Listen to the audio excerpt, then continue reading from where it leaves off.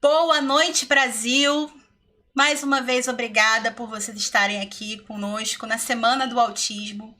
Eu agradeço a todas as famílias que estão nos permitindo entrar na sua casa com mais ciência, com mais informação e mudando vidas. É isso. E hoje eu queria contar para vocês uma pequena e breve história. Vou tentar não me emocionar, porque hoje eu vou estar aqui com vocês com um dos médicos mais importantes da nossa vida, que foi o Dr. Rogério Rita, e ele mudou não só a minha vida, como também de todos os outros pacientes que eu fui encontrando no caminho. Então, eu agradeço muito pela disponibilidade dele estar aqui, que é o Dr. Rogério Rita. Dr. Rogério Rita, boa noite. Boa noite, Tiele. Estás me ouvindo bem? Estou ouvindo bem. Pessoal que esteja ouvindo bem a gente aí no YouTube, por favor, digite curte esse vídeo. Vocês não têm noção do que vocês estão ganhando hoje. Uma entrevista com o Dr. Rogério Rita. Então, tratem de curtir esse vídeo, que ele foi uma das pessoas que mais mudou a minha vida. Então, para mim é uma honra estar aqui com vocês hoje. Pode digitando uns, estão ouvindo a gente bem. Então, talvez primeiro esclarecer um pouco da história, né? Sim. Posso contar um pouquinho da minha história? Como foi minha história com você? Pode, conte essa Então, história. 2016, eu estava viajando pelo Brasil, amamentando ainda Matheus. Matheus ainda com desenvolvimento típico, com um pouco de atraso motor. E numa dada palestra, eu vejo lá um médico carequinha falando sobre autismo, mostrando umas escadinhas lá de tratamento, de suplementação, vitaminas. E eu ainda muito fresca, muito verde ainda nesse mundo, né? De suplementos, de medicina, medicina tradicional, medicina contemporânea. Falei, esse médico, ele é muito safo, eu quero saber mais do que ele tá falando. E a partir daí, isso foi em março, final de fevereiro, março, Matheus tinha 1 ano e 1 mês. O início dos sintomas foi com 1 ano e 2 meses. Não é coincidência, eu não acredito em coincidências. 1 mês depois, Matheus começou os sintomas de autismo. E eu tava com essa palestra todinha na cabeça já. Eu falei, obrigada a Deus por ter me colocado esse médico carequinha na minha vida. E eu quero saber tudo o que ele tá falando. Corri pro YouTube, onde vocês estão aqui hoje, e eu assisti todas as palestras dele no YouTube. Todas. De cabo a rabo. Ele começava a falar de um artigo científico, eu printava, eu quero ler esse artigo científico. Ele falava de que isso estava acontecendo nos Estados Unidos, isso é na Áustria, isso é na Itália, isso é na França. Eu quero estudar isso também. Então, professor Rogério Rita, eu queria agradecer em nome de todas as mães do Brasil. Obrigada pelo seu trabalho. Obrigada por tudo que você fez por todas as famílias do Brasil. E eu, como mãe, não tenho como agradecer você por todas as vidas, por tudo que você me ensinou e por tudo que você fez por todos os médicos espalhados pelo Brasil hoje que tem essa visão integral do tratamento do autismo. São famílias mudadas, são vidas mudadas pelo seu trabalho incrível. Chega a ficar nervosa e tremer até só de pensar e lembrar do que seria da nossa vida se eu não tivesse te conhecido. Poderia ter sido muito tarde. Obrigada mais uma vez. Obrigado, Tiele. Você também me emocionou com essa gratidão, e é uma gratidão verdadeira. E eu quero colocar para as pessoas que eu não sou alguém especial, eu sou alguém que foi colocado no momento certo, numa hora certa, no sentido de...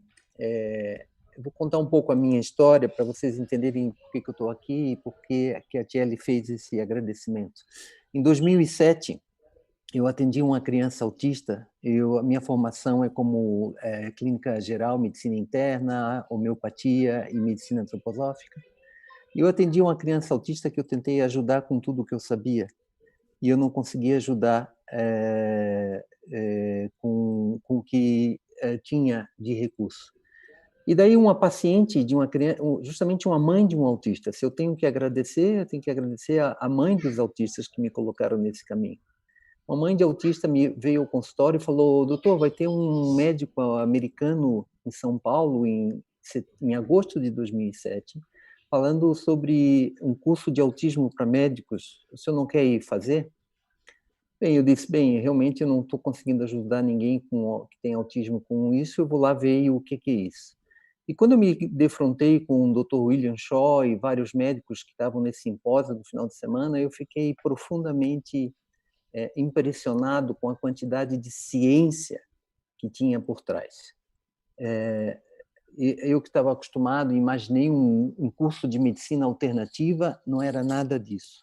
Era ciência, eram artigos científicos publicados, eram médicos de Stanford, médicos das grandes universidades americanas falando. E como eu já tinha morado um ano nos Estados Unidos, eu peguei um avião e fui para os Estados Unidos. E desde 2007 eu participo do movimento DAN. Em 2007 se chamava Defeat Autism Now, que é o Autism Research Institute, que foi fundado pelo Bernard Himmelman, que foi um pai de autista também. A importância a gente vê dos pais em todo esse movimento. Então, ele fez um instituto de pesquisa que gerou um movimento nos Estados Unidos. Esse movimento, em 2007, era todo coordenado por esse Instituto de Pesquisa de Autismo de San Diego, e tinha as famosas conferências DAN, que eu participei de 2007 até que elas deixaram de existir. E depois de 2011, a parte médica, porque nesses encontros DAN tinha médicos, nutricionistas e pais reunidos no mesmo ambiente, em salas diferentes e com conferências conjuntas e com conferências separadas. Então, desde o início desse movimento, já tem essa integração médicos, nutricionistas e pais. E o que aconteceu foi que, quando eu cheguei nos Estados Unidos, eu fiquei impressionado com o mundo do autismo americano e como isso não existia no Brasil, como ninguém sabia de tratamento biomédico para autismo no Brasil. Então, eu decidi colocar como uma intenção de vida de trazer o movimento biomédico para o Brasil. E com isso, a partir de 2009, eu comecei a dar palestras, organizado junto com o Luiz, do Autismo Infantil, do Laboratório Great Plains. A gente começou a fazer palestra para pais, e a partir de 2013, 2014, eu comecei a dar cursos para médicos, para que mais médicos pudessem fazer essa abordagem, fazer esse novo entendimento. E o que é esse novo entendimento? A gente não tem noção no Brasil, a gente conhece... É tão interessante que nos Estados Unidos existe algo que se chama medicina funcional. E um braço da medicina funcional é a nutrição funcional. Sim. E para o Brasil, teve um nutricionista que foi lá e pegou isso como meta da vida dele, de trazer a nutrição funcional para o Brasil, que é o Gabriel de Carvalho. E não teve nenhum médico que colocou a função de trazer a medicina funcional para o Brasil, de divulgar, de fazer palestras e tudo. Então, a medicina funcional no Brasil ficou diluída com a medicina ortomolecular e perdeu um pouco dessa dimensão. E o tratamento biomédico nada mais é do que a aplicação dos princípios da medicina funcional no tratamento do autismo. Depois, ela foi aplicada no tratamento do TDAH, no tratamento da síndrome de Down. A pergunta básica é o que mais que a gente pode fazer por essas crianças? O movimento biomédico é muito importante ser entendido que é um movimento de pais que querem fazer mais pelos seus filhos. Pais que se perguntam, o que mais que eu vou fazer pelo meu filho? Receber o diagnóstico é fácil. Ajudar uma criança com transtorno de desenvolvimento é todo um longo caminho. Para isso, os pais se uniram e os pais trocaram experiências. Então, quando eu trouxe o tratamento biomédico para o Brasil, é justamente tentando trazer dentro do espírito de Bernard Himmelman. Também me emociono de falar dele, porque quando a gente vai hoje eu participo do MedMax, né, que é a Medical Academy of Pediatrics of Special Needs. Então, a Academia para Crianças Especiais americana, onde todo o pessoal, todos os médicos que faziam parte do movimento DAN foram congregados numa academia só médica. Isso por problemas legais nos Estados Unidos, em que eventos médicos para valer para o currículo do médico não pode ter outro profissional junto. E sempre é trazido e ainda vive esse espírito do Bernard Himmelmann no movimento biomédico. A gente tem o Dr. Sidney Baker ainda nos eventos que a gente vai, que a Thierry vai, que eu vou para os Estados Unidos. São eventos que acontecem 2 vezes por ano, que se reúnem os médicos que trabalham dessa forma. Uma coisa importante dizer é que tudo o que é feito não é feito da cabeça do Dr. Rogério ou da cabeça da doutora Thierry. É todo um movimento médico, são muitos médicos. Geralmente, os médicos que estão vinculados ao movimento biomédico são de 2 tipos. Ou médicos que têm filhos autistas, ou netos autistas, como a Thierry tem um filho dela, ou médicos que gostam da parte mais difícil na medicina. Então, são médicos que gostam de tratar doenças difíceis. Então, eu estou na segunda categoria. Eu não tenho nenhum filho autista, minha filha é neurotípica, mas eu adoro estudar a medicina e a parte difícil da medicina. E uma das coisas que a ideia é de que a gente tenha no Brasil essa possibilidade de que tem nos Estados Unidos, por que não ter no Brasil os pais que desejam fazer algo mais para os seus filhos, além das terapias, além do que já está estabelecido. Então, todo o movimento biomédico começou assim. Começou com um pai dizendo, olha, eu tirei o trigo do meu filho e ele melhorou. Ele escrevia uma carta para o Bernard Himmelmann, e o Bernard Himmelmann recebia 4.000 cartas de pais autistas por mês. Ele lia todas e respondia todas. Ele ficava só em função. Antigamente, a gente está falando da década de 60, pré-internet, onde tudo isso começou. Então, um volume enorme de conhecimento conseguiu ser concentrado, e isso vai virando um protocolo de abordagem, um protocolo de tratamento. Então, o que nós queremos divulgar para o Brasil, isso é importante, o protocolo biomédico não é medicina alternativa.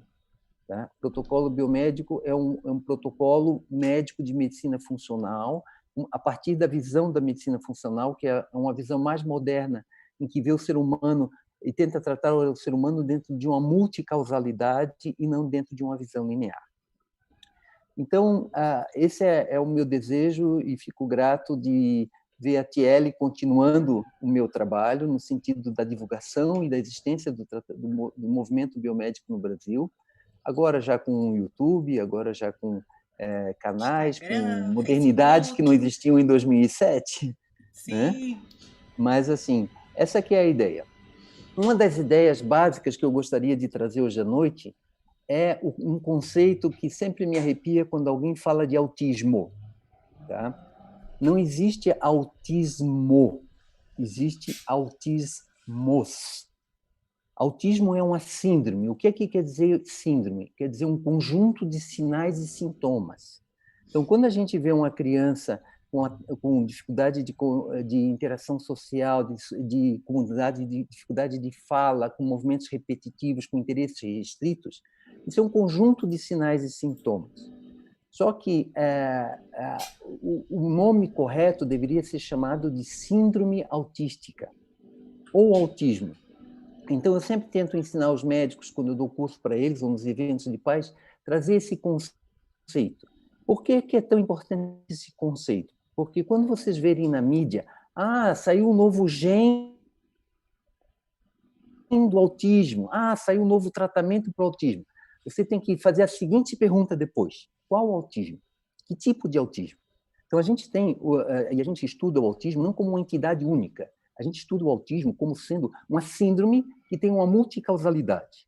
Tem tipos, doutor Rogério? Então, dentro dessa multicausalidade, a gente vai poder subdividir em vários subtipos. Né? Então, entre os vários autismos, a gente tem o genético.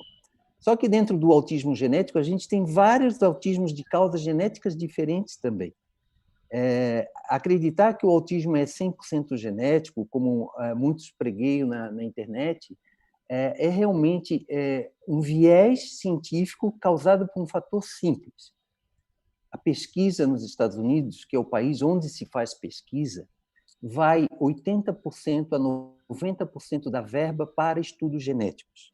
Então, para estudo genético, todas as universidades têm seu departamento de genética e todo o dinheiro de pesquisa vai para o estudo genético. Com isso, cria uma distorção perceptiva e não se tem esse efeito do epigenético ou do ambiental.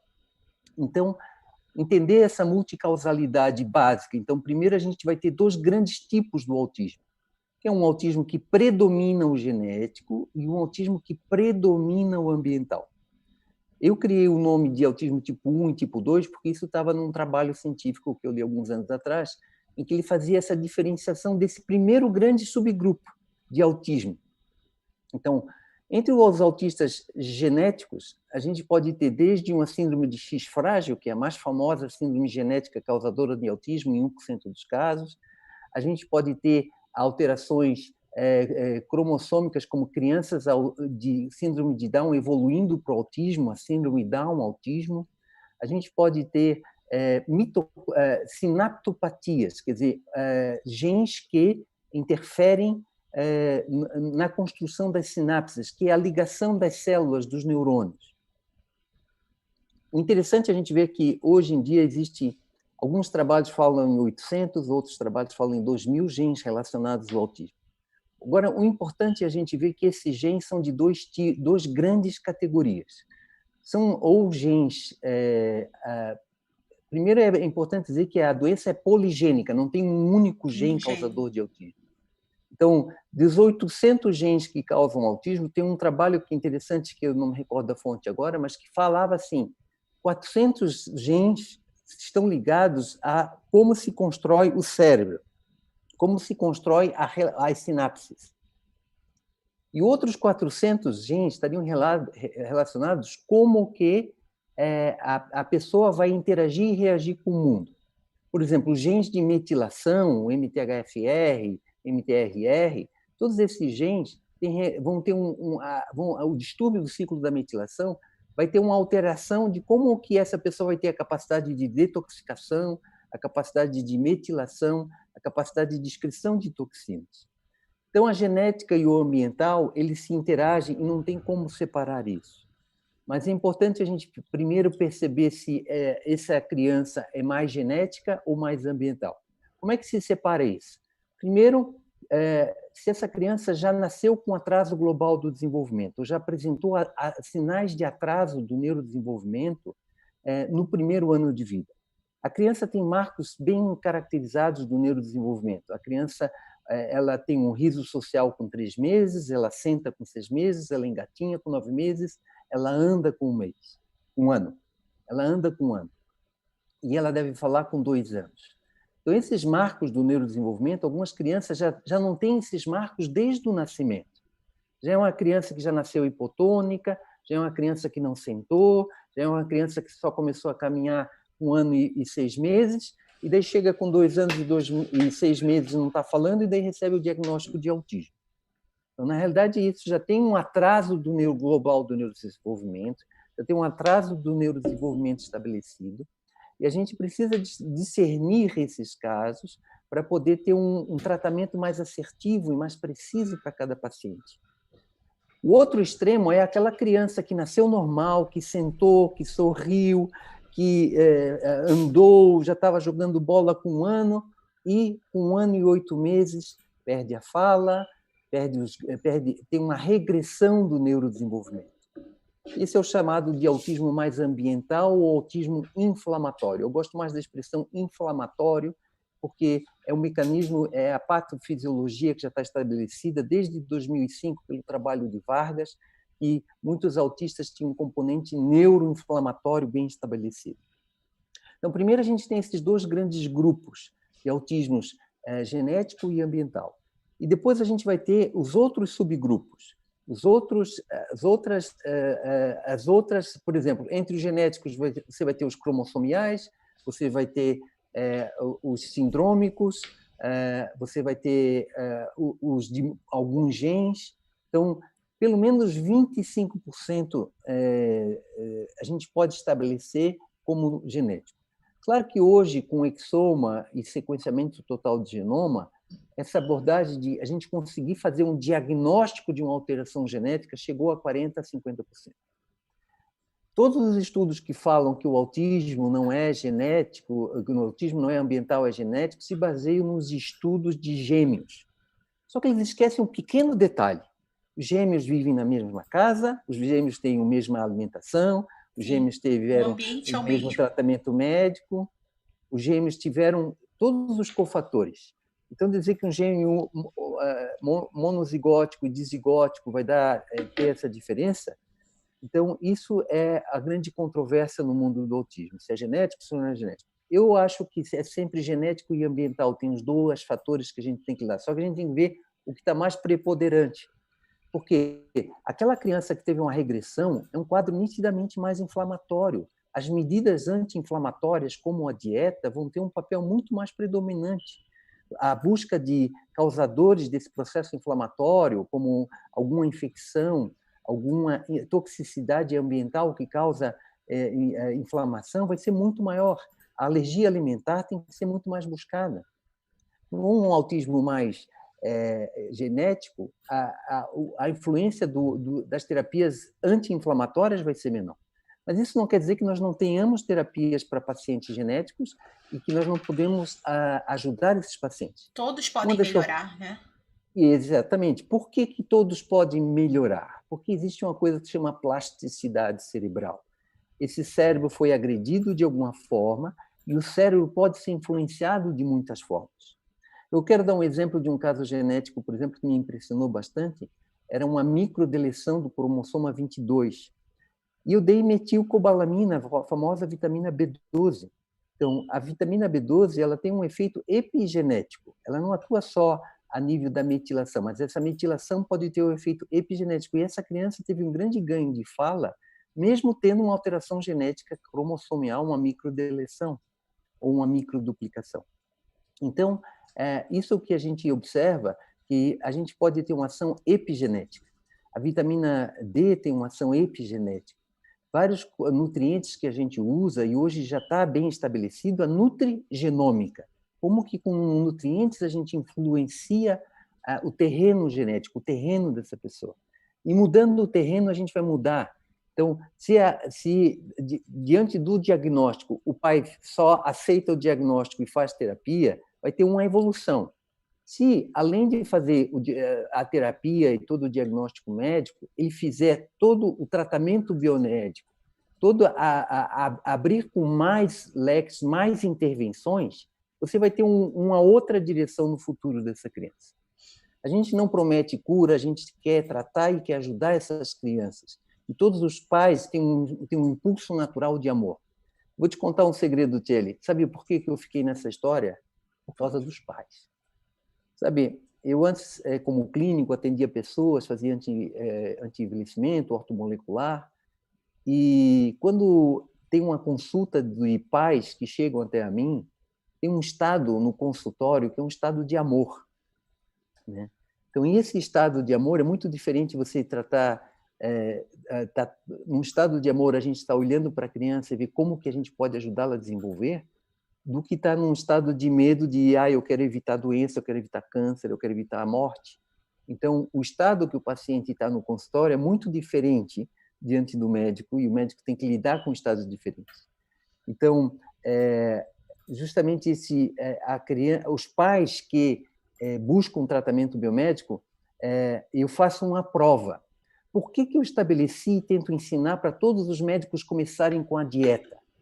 Vou contar um segredo. Conte. Para saber quem realmente se ama e se dedica ao seu filho.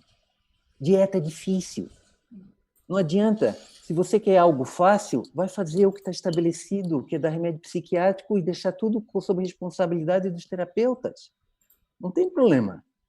Agora, se você põe a dieta no início, você cria, pelo menos, ver se realmente o pai quer fazer algo para o seu filho, se o pai quer se dedicar, se a mãe quer se dedicar. Então, a gente faz com isso uma triagem de quem se adaptará ao tratamento biomédico, quem vai tornar cientista do seu próprio filho.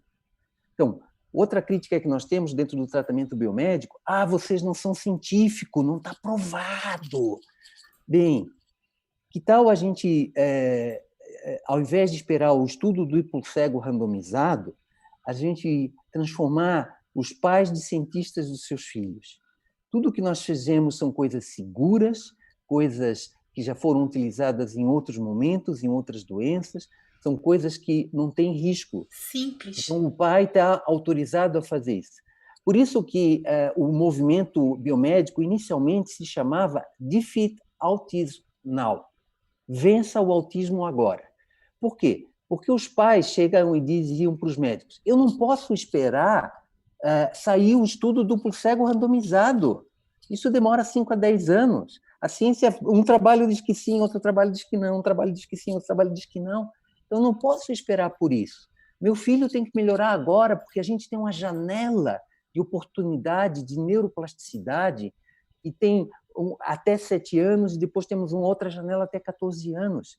Então, é muito importante o máximo de intervenção precoce e o máximo de intervenção antes dos 7 anos. E aí uma outra... Desculpa te interromper, Rogério. Antes eu gostaria de pedir para todos que estão aqui, é inadmissível a gente ter mais de 200, 300 pessoas online, e eu quero as curtidas para o meu querido mestre, Dr. Rogério Rita. Por favor, gente, compartilhe esse vídeo. Mas outra crítica que vem depois desse do cientificismo vocês estão fazendo as crianças de cobaia? Cobaia com saúde é melhor do que fazer off-label com risperidona. Então, não é? A questão da cobaia, a gente tem que entender bem essa crítica da cobaia. Tá? Primeiro, cobaia a gente estaria fazendo se a gente não estivesse tendo cuidado de que fazendo algo que tenha risco. Então, não tem risco do que se faz. Segundo, o resultado é imediato na criança. A criança melhora ou piora. Então, uma das coisas que é fundamental é justamente esse processo de usar o que funciona e acompanhar o resultado na criança. Tá? Mas e os estudos científicos estão aí também para provar. Claro, assim, eu acho assim, um absurdo os médicos falarem que não tem trabalho sobre dieta e autismo. Desculpe, mas é uma dificuldade de leitura. Vamos chamar de dificuldade de leitura. E dedicar-se ao seu tempo a isso. Tá? Sabe qual é o problema? É que as meta-análises não são conclusivas. Daí o pessoal lê o resumo da meta-análise. Todo o resumo de toda a meta-análise que fala sobre dieta e autismo diz: os trabalhos são inconclusivos, necessita de mais trabalho. Futuros. Não diz que não age, porque tem um monte de estudos positivos. O problema são as meta-análises, né? E a medicina baseada em evidências passou a acreditar o que é verdadeiro é só a meta-análise. Mas, de qualquer forma, o que eu acho é o seguinte, que é importante o movimento biomédico e transmitir isso, que eu sempre quis trazer para o Brasil, dentro desse espírito do Bernard Himmler, que é os pais quererem fazer mais para os seus filhos. Então, não é um movimento de médicos, o movimento biomédico, é um movimento de pais instrumentalizados e ajudados por médicos. Então, é um pai desejando fazer, é um pai desejando ser proativo, é um pai querendo transformar esse amor que tem pelo filho em algo efetivo para o filho. Eu chamo que tratamento biomédico é amor efetivo. O que você vai fazer para o seu filho que seja efetivo para o seu neurodesenvolvimento? Então, a gente sabe que os autismos, né, eles podem ser chamados da doença dos 1000 dias. Então, ele começa os 1000 dias são desde a concepção até a criança completar 2 anos de idade. Então, nesse período de 1000 dias, se algo é agredido à criança, se algo é excitado estimulamente um sistema que ainda não está maduro, né, você pode ativar e tornar expressos genes que vão ter como consequência um transtorno do neurodesenvolvimento, que é o autismo.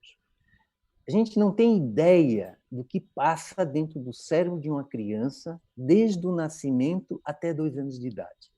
Eu mostro nas minhas palestras, por exemplo, que a quantidade de sinapses que se formam, que são conexões entre os milhões de neurônios, entre os 100 milhões de neurônios, se formam trilhões de sinapses. O que é sinapses? É a conexão, é a conectividade cerebral.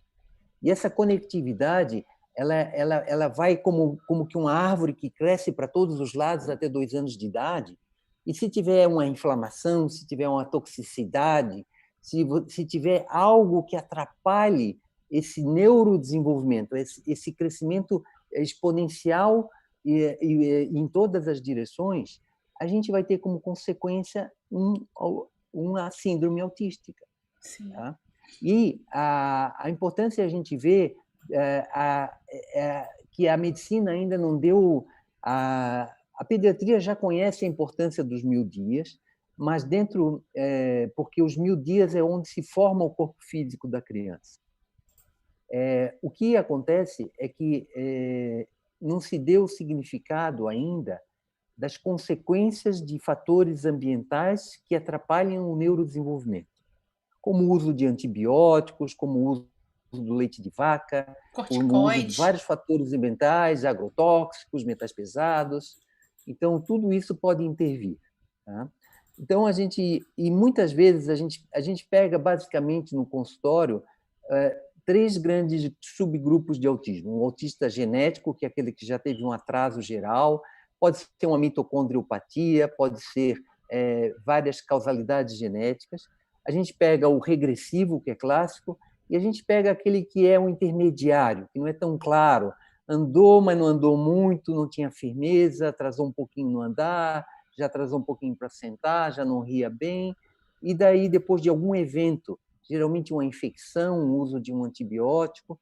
Eu não estou dizendo que antibióticos não devem ser usados, eu estou dizendo que temos que saber que quando damos antibióticos, nós matamos o microbioma. Sim. Nós temos que saber as consequências do uso de antibiótico para o microbioma e o quanto que esse microbioma infantil é sensível a qualquer alteração, porque ele está se estabelecendo. O microbioma de uma pessoa se estabelece até 2 anos de idade. Depois de 2 anos de idade, existe uma flora permanente que não se altera até mais o restante da vida.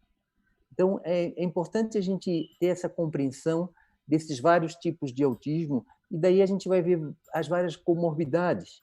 Por exemplo, eu adoro aquele autista que vem... Por exemplo, primeiro eu queria falar dos falsos autistas.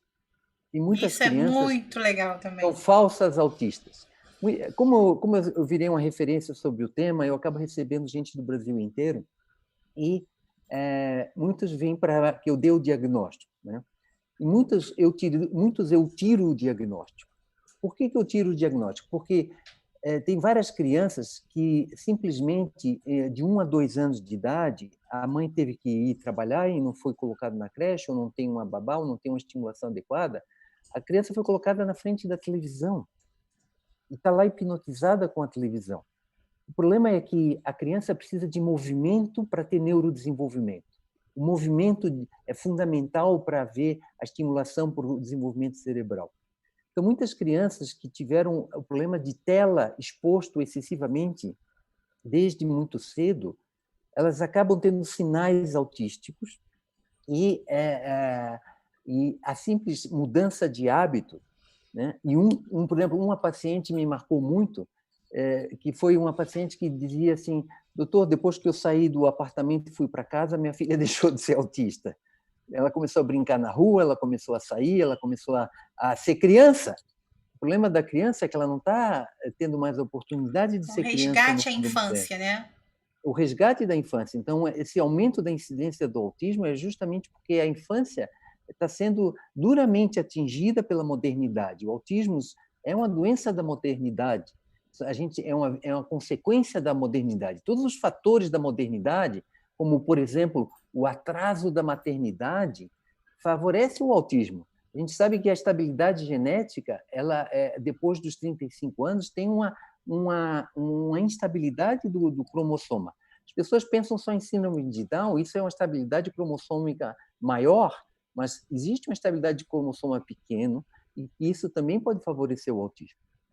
O retardo da paternidade são coisas da nossa modernidade, né? A idade, existem vários trabalhos mostrando que a idade do pai influencia muito mais do que da mãe, por exemplo. Então, tem vários fatores que não tem como a gente mudar, mas a gente tem que fazer algo consciente de que o autismo, a síndrome autística, ele tem essa multicausalidade, e a gente pode, sim, intervir nessa multicausalidade e tentar ajudar as crianças e ajudar os nossos pacientes ou filhos, né? Doutor Rogério, qual seria Kelly, eu me então? empolguei demais, eu não sei se você Claro pode que não, me eu tô aqui cortar. me aproveitando também. Eu vou Bom, pedir só mais uma vez para as pessoas que estão nos acompanhando. Temos mais de 300 pessoas por aqui, que já passaram por aqui, que deixaram sua curtida. Curtam esse vídeo para a gente saber que vocês também estão gostando da Semana do Autismo, para eles também, outras pessoas terem a chance também de entrar em contato com esse vídeo hoje. E eu ia te fazer uma pergunta, eu achei super interessante toda a sua cronologia, a sua linha de raciocínio. E qual que seria, então, o manejo clínico ideal? Vamos pensar no ideal. Como que seria uma tá. proposta de manejo clínico ideal de uma criança que possui, por exemplo, fatores de risco para desenvolver uma síndrome autística? Então, primeiro a gente tem que ver o diagnóstico. Então, o diagnóstico tem várias crianças que têm um discreto atraso do neurodesenvolvimento e estão sendo catalogadas como autista. Hoje, qualquer atraso do neurodesenvolvimento é autismo. Isso não é verdade, tá? Então, o autismo, ele se caracteriza classicamente pela dificuldade de interação, socialização, de compartilhamento de atenção, de fixação, de restrição de interesses. Então, é muito característico isso. Existem tabelas diagnósticas que conseguem, já com 1 ano de idade, fazer sinais. A tabela mais conhecida e que nos Estados Unidos passou a ser muito divulgada é o famoso M-CHAT, que é uma tabela que todo pediatra deveria fazer nos pacientes com 1 ano de idade. Então, são 30, 40 perguntas em que já dá suspeita ou não de que está havendo um atraso no neurodesenvolvimento. Então, esse diagnóstico mais precoce é o movimento mais importante do autismo. Ainda existem médicos que têm a ideia antiga e ultrapassada de que tem que esperar 4 anos para dar o diagnóstico. Sim. Isso é um absurdo médico. Isso já está muito estabelecido que o autismo é o diagnóstico mais precoce, a intervenção mais precoce, melhor para a criança. Então, essa coisa de que a criança está com atraso de fala com 3 anos, assim, só vou dar o diagnóstico com 4 anos, eu digo, não, dê o diagnóstico já, erre o diagnóstico, erre por excesso de diagnóstico, não erre por falta de diagnóstico. Porque esse excesso de diagnóstico, a criança só vai ser mais estimulada, só vai ser mais olhada, só vai ser mais protegida, já vai ser cuidado melhor da sua alimentação. Então, o diagnóstico deve ser feito mais precocemente. Na dúvida, pro réu, na dúvida, o réu é a criança tem que ter mais atenção e estimulação se está com atraso no seu neurodesenvolvimento. A gente tem que estar atento ao neurodesenvolvimento da criança normal também. O autismo é um extremo de distúrbio do neurodesenvolvimento. Mas, primeiro, esse diagnóstico. Então, os falsos autistas são esses autistas que não foram estimulados, em que a conduta inicial é basicamente uma dieta anti-inflamatória. Então, hoje eu já não falo dieta sem glúten, sem caseína, tá? Porque já caiu essa polêmica da glúten faz bem, faz mal, não faz bem, faz mal. A base é dieta anti-inflamatória. Tem que tirar o açúcar, tem que tirar o agrotóxico, tem que tirar o que possa ser pró-inflamatório. Tá? Então, é importante que a gente entenda isso, que a gente não está fazendo dieta para o autismo, a gente está fazendo dieta para a inflamação que essa criança está apresentando.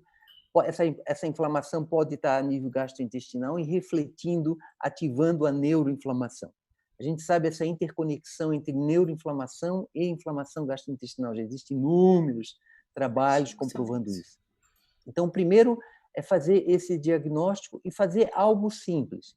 Eu tento ensinar para os médicos a irem passo a passo, não façam tudo de uma vez, não peçam todos os exames na primeira consulta, vão devagar, não precisa ser agressivo, porque a gente não sabe se é só um quadro inflamatório leve, porque o quadro que a criança chega no consultório não indica o prognóstico.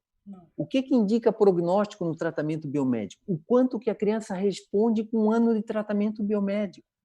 Por quê? Porque todas as intervenções que a gente faça, que tem ação anti-inflamatória, tem uma ação regeneradora do cérebro, vamos ver o quanto que esse cérebro tem capacidade de plasticidade e de regeneração.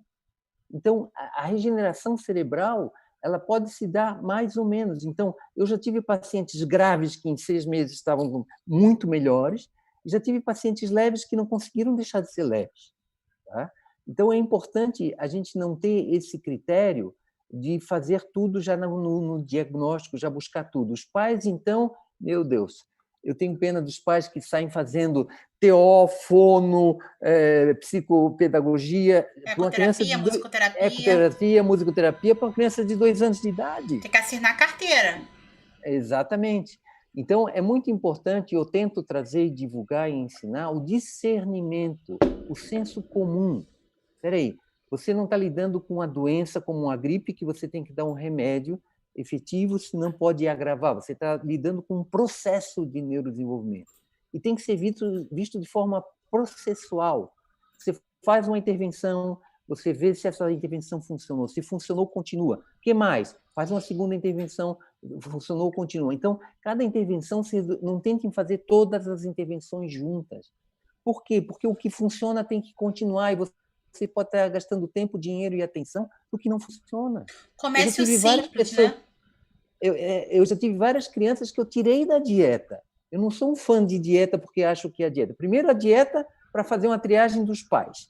Eu já sei que os pais que não querem ter trabalho não vão conseguir fazer meu tratamento. Então, é muito importante a dieta como triagem de quem realmente se dedica ao filho. Depois, a dieta tem que ver se funciona. Eu preconizo a dieta por 6 meses. Em 6 meses, a gente vê se dá resultado ou se não dá resultado. Agora, se eu já entrar com dieta, com esse, com aquele tratamento, eu não vou saber o que está funcionando e o que está ajudando efetivamente essa criança.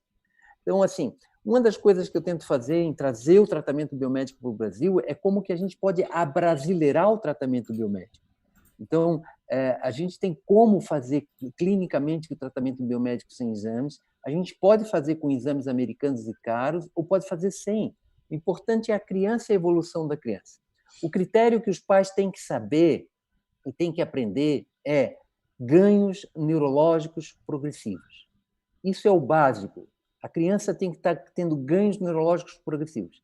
Se amanhã ela não está fazendo algo novo do que fez hoje, a gente precisa fazer mais algum impacto, a gente precisa fazer mais alguma medida, Rever mais alguma conduta. intervenção, rever a conduta, ver se essa terapia não funcionou, vamos tentar outra terapia, vamos tentar outra forma, entende? Então, é importante que os pais tenham esse discernimento.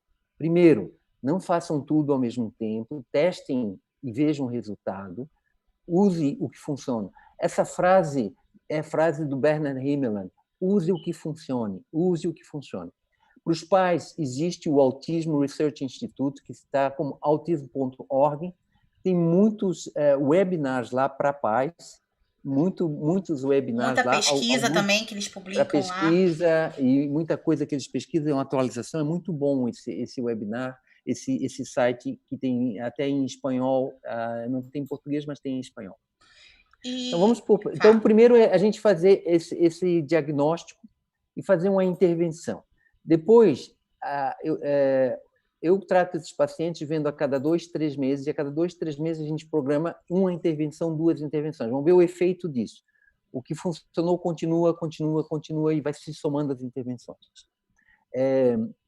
A questão, depois que se fez essa intervenção básica, que eu chamo, né, a gente tem que entender que o tratamento integral da criança, eu não chamo no Brasil o tratamento biomédico, porque os biomédicos aqui são uma profissão e dá uma confusão. Já recebemos críticas e confusão pelo isso de chamar tratamento biomédico. Eu chamo o tratamento integral da criança autista. Por quê? Porque, primeiro, a criança autista é uma criança. Então, como a criança autista é uma criança, a gente tem que ter primeiro a parte da melhora da saúde geral da criança. A gente não pode estar preso a apenas de não mexer em hábitos da criança, em melhorar a saúde geral da criança. Então, eu começo que é independente da patologia, independente do problema dela, a criança tem que se alimentar bem, a criança é um ser em crescimento, é nutrição pura. Mais do que ninguém, a criança é metabolismo puro. Então, a importância do metabolismo das dietas, de ver as alergias alimentares, de remover as toxinas, de usar suplementos nutricionais para melhorar essa qualidade, de tratar desbiose intestinal, de tratar essa criança como eu trato uma criança alérgica, uma criança asmática, uma criança com qualquer problema de saúde.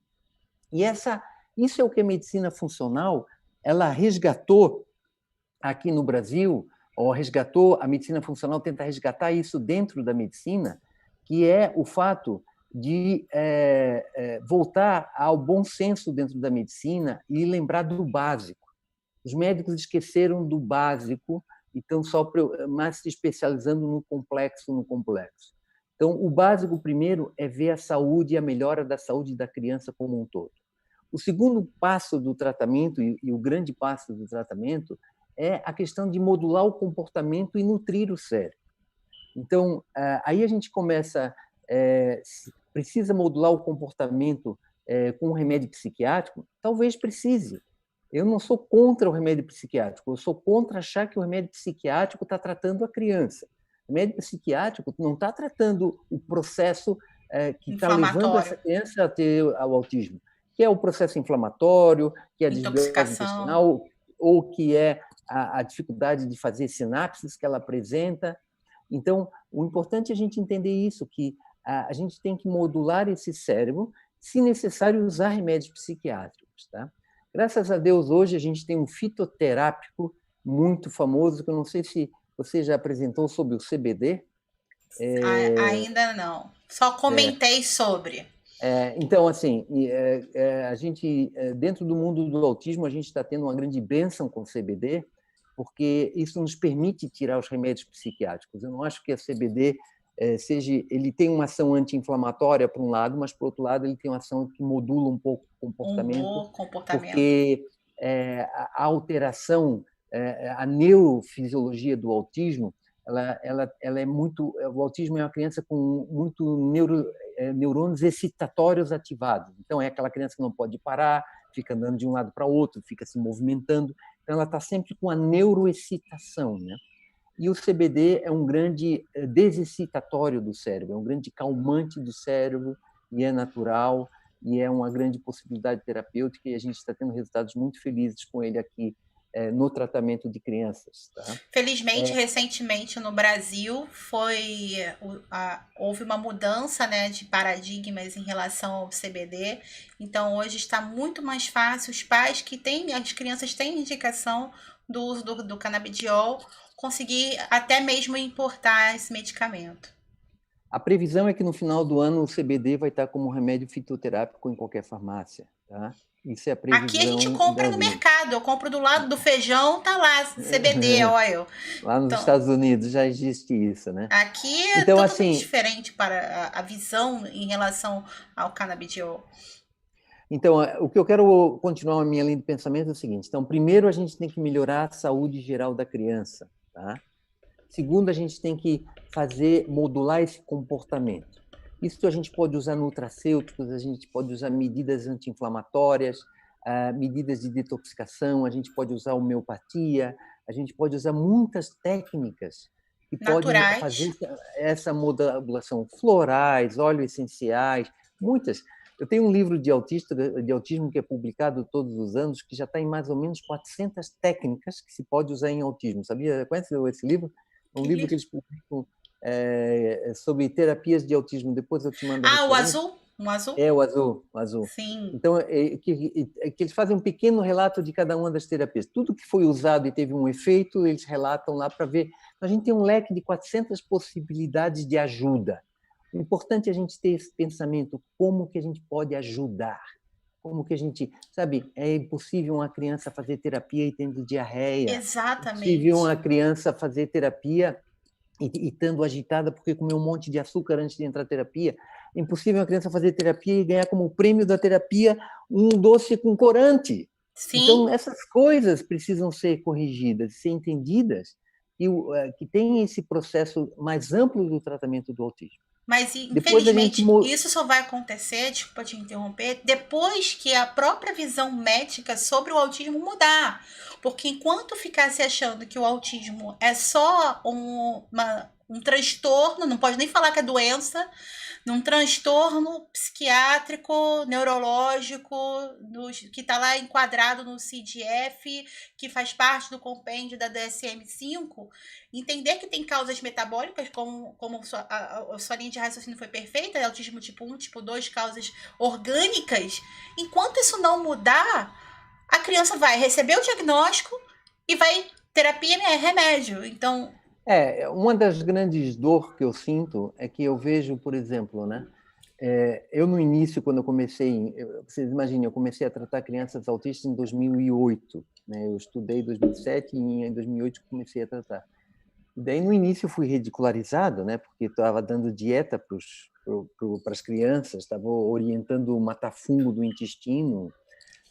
Tem uma grande piada, né, de um neuropediatra famoso no Brasil que falou: olha, não coma balinha porque senão isso dá autismo.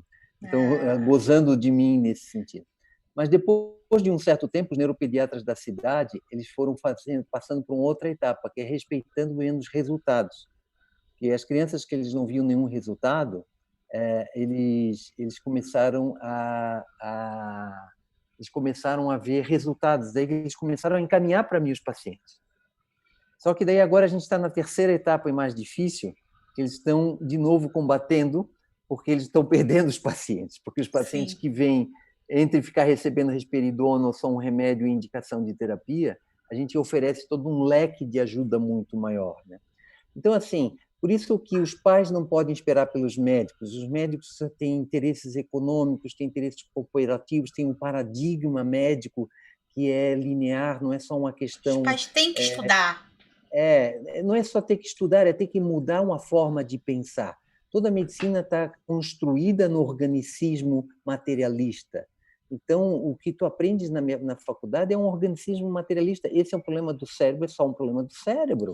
É uma doença no cérebro. Como que o intestino tem a ver com o cérebro? Como que a aplicação de luz ou de floral ou de homeopatia vai afetar o cérebro? Então, assim, eu descobri que tem uma base, a gente esbarra num novo paradigma da medicina. Por isso que eu agora, quando eu dou os cursos para médicos, eu tento primeiro dar cursos de mudança de paradigma. O médico tem que mudar a forma de pensar o paciente, a forma de pensar a doença. Então, existe essa nova forma de pensar as patologias e pensar as doenças, né? Que é a medicina funcional, e o Instituto de Medicina Funcional já está na Universidade de Cleveland, já está sendo aceito nos Estados Unidos, eles estão fazendo um trabalho lindo. Eu acabei de vir de um congresso em Nova York, impressionante como já está penetrando no meio americano, médico americano, né? Claro, com limitações econômicas do mundo econômico. Para quem não conhece, desculpa, professor, vale. Só para as pessoas entenderem, quando ele fala medicina funcional, medicina ortomolecular, não existe essa especialidade médica no Brasil, infelizmente. Mas aqui nos Estados Unidos tem um Instituto de Medicina Funcional. Depois, se vocês quiserem pesquisar, é o IFM. Vocês entram no Google e vocês vão conseguir ver que aqui nos Estados Unidos a medicina funcional ela é fortíssima. E tanto que, como eu falei antes, suplementação, suplementos, uma visão mais ampla do paciente, o paciente consegue ir, por exemplo, para um mercado aqui e ele ter noção de tudo que é importante para ele. Está lá disponível. Pela visão médica diferente que já tem aqui. Então, qualquer médico aqui nos Estados Unidos, ele já tem mais essa visão ampla. Isso aqui já é muito antigo. A especialização em medicina funcional, nós temos alguns médicos no Brasil, a doutora Denise de Carvalho, por exemplo, que eu vou conversar amanhã, ela é credenciada pelo IFM. A doutora Bruna Pitaluga, vou conversar com ela no sábado, ela também é médica credenciada pelo Instituto de Medicina Funcional americano. Então, são pessoas, igual o doutor Rogério Rita, que veio agora para os Estados Unidos também, para futuramente, não sei se o senhor já foi credenciado pelo IFM, ser credenciado também. Eu não fiz o credenciamento do IFM, porque na minha época, que já faz tempo, eu não existia ainda esse credenciamento, mas eu sou credenciado pelo MedMaps, eu sou fellow, Sim. sou o primeiro brasileiro a se tornar fellow. Eu ia agora, mas cancelaram, infelizmente. E o MedMaps nada mais é do que um curso de medicina funcional, então eu não vi a necessidade de fazer o credenciamento de medicina É a funcional, porque já leitura da tem. medicina funcional para o autismo. É a leitura da medicina funcional para o autismo, não tem nada. Eu fiz vários cursos de medicina funcional, só não fiz o credenciamento americano. Eu tô Mas falando isso porque hoje no Brasil existe um desdenho quando fala em funcional. Então, principalmente pela área médica. Então, quando fala medicina funcional, já torcem o nariz. Então, eu tô explicando que quando a gente tá falando disso, a gente tá falando de uma medicina internacional, que é daqui da América. Isso que é importante a gente colocar, que isso é um movimento de renovação. Tudo que nós estamos falando aqui, nesse pequeno grupo de pessoas, daqui a uma década vai estar em todas as universidades. Com microbiota, A gente é chamado, é o que foi chamado dentro da teoria de conhecimento de pioneiros de paradigma. Então, nós estamos vivendo um novo paradigma dentro da medicina, somos pioneiros desse paradigma e temos que aplicar esse novo paradigma na prática. Então, é isso que eu sempre coloco, olha, eu só sou um pioneiro de paradigma, eu vivo dentro de um novo paradigma. Por que você não vai a congressos alopáticos? Porque é impossível falar, não dá para falar alopaticamente do que eu faço, tem que mudar o paradigma. É uma nova forma de ver o paciente, é uma nova forma de entender. Isso não é pessoal do Dr. Rogério, isso é que eu quero deixar claro. Isso é algo da medicina funcional, é um movimento de resgate das medicinas tradicionais, sabe? Assim como existiu a medicina ayurvédica, a medicina chinesa, sempre foram medicinas funcionais, medicinas que integravam a alimentação, integravam o meio ambiente, influências ambientais, influência das plantas. A medicina funcional é como se a gente estivesse fazendo no Brasil essa integração, essa síntese dos vários campos de conhecimento. É como se a gente estivesse montando a medicina ayurvédica no Ocidente ou a medicina chinesa no Ocidente.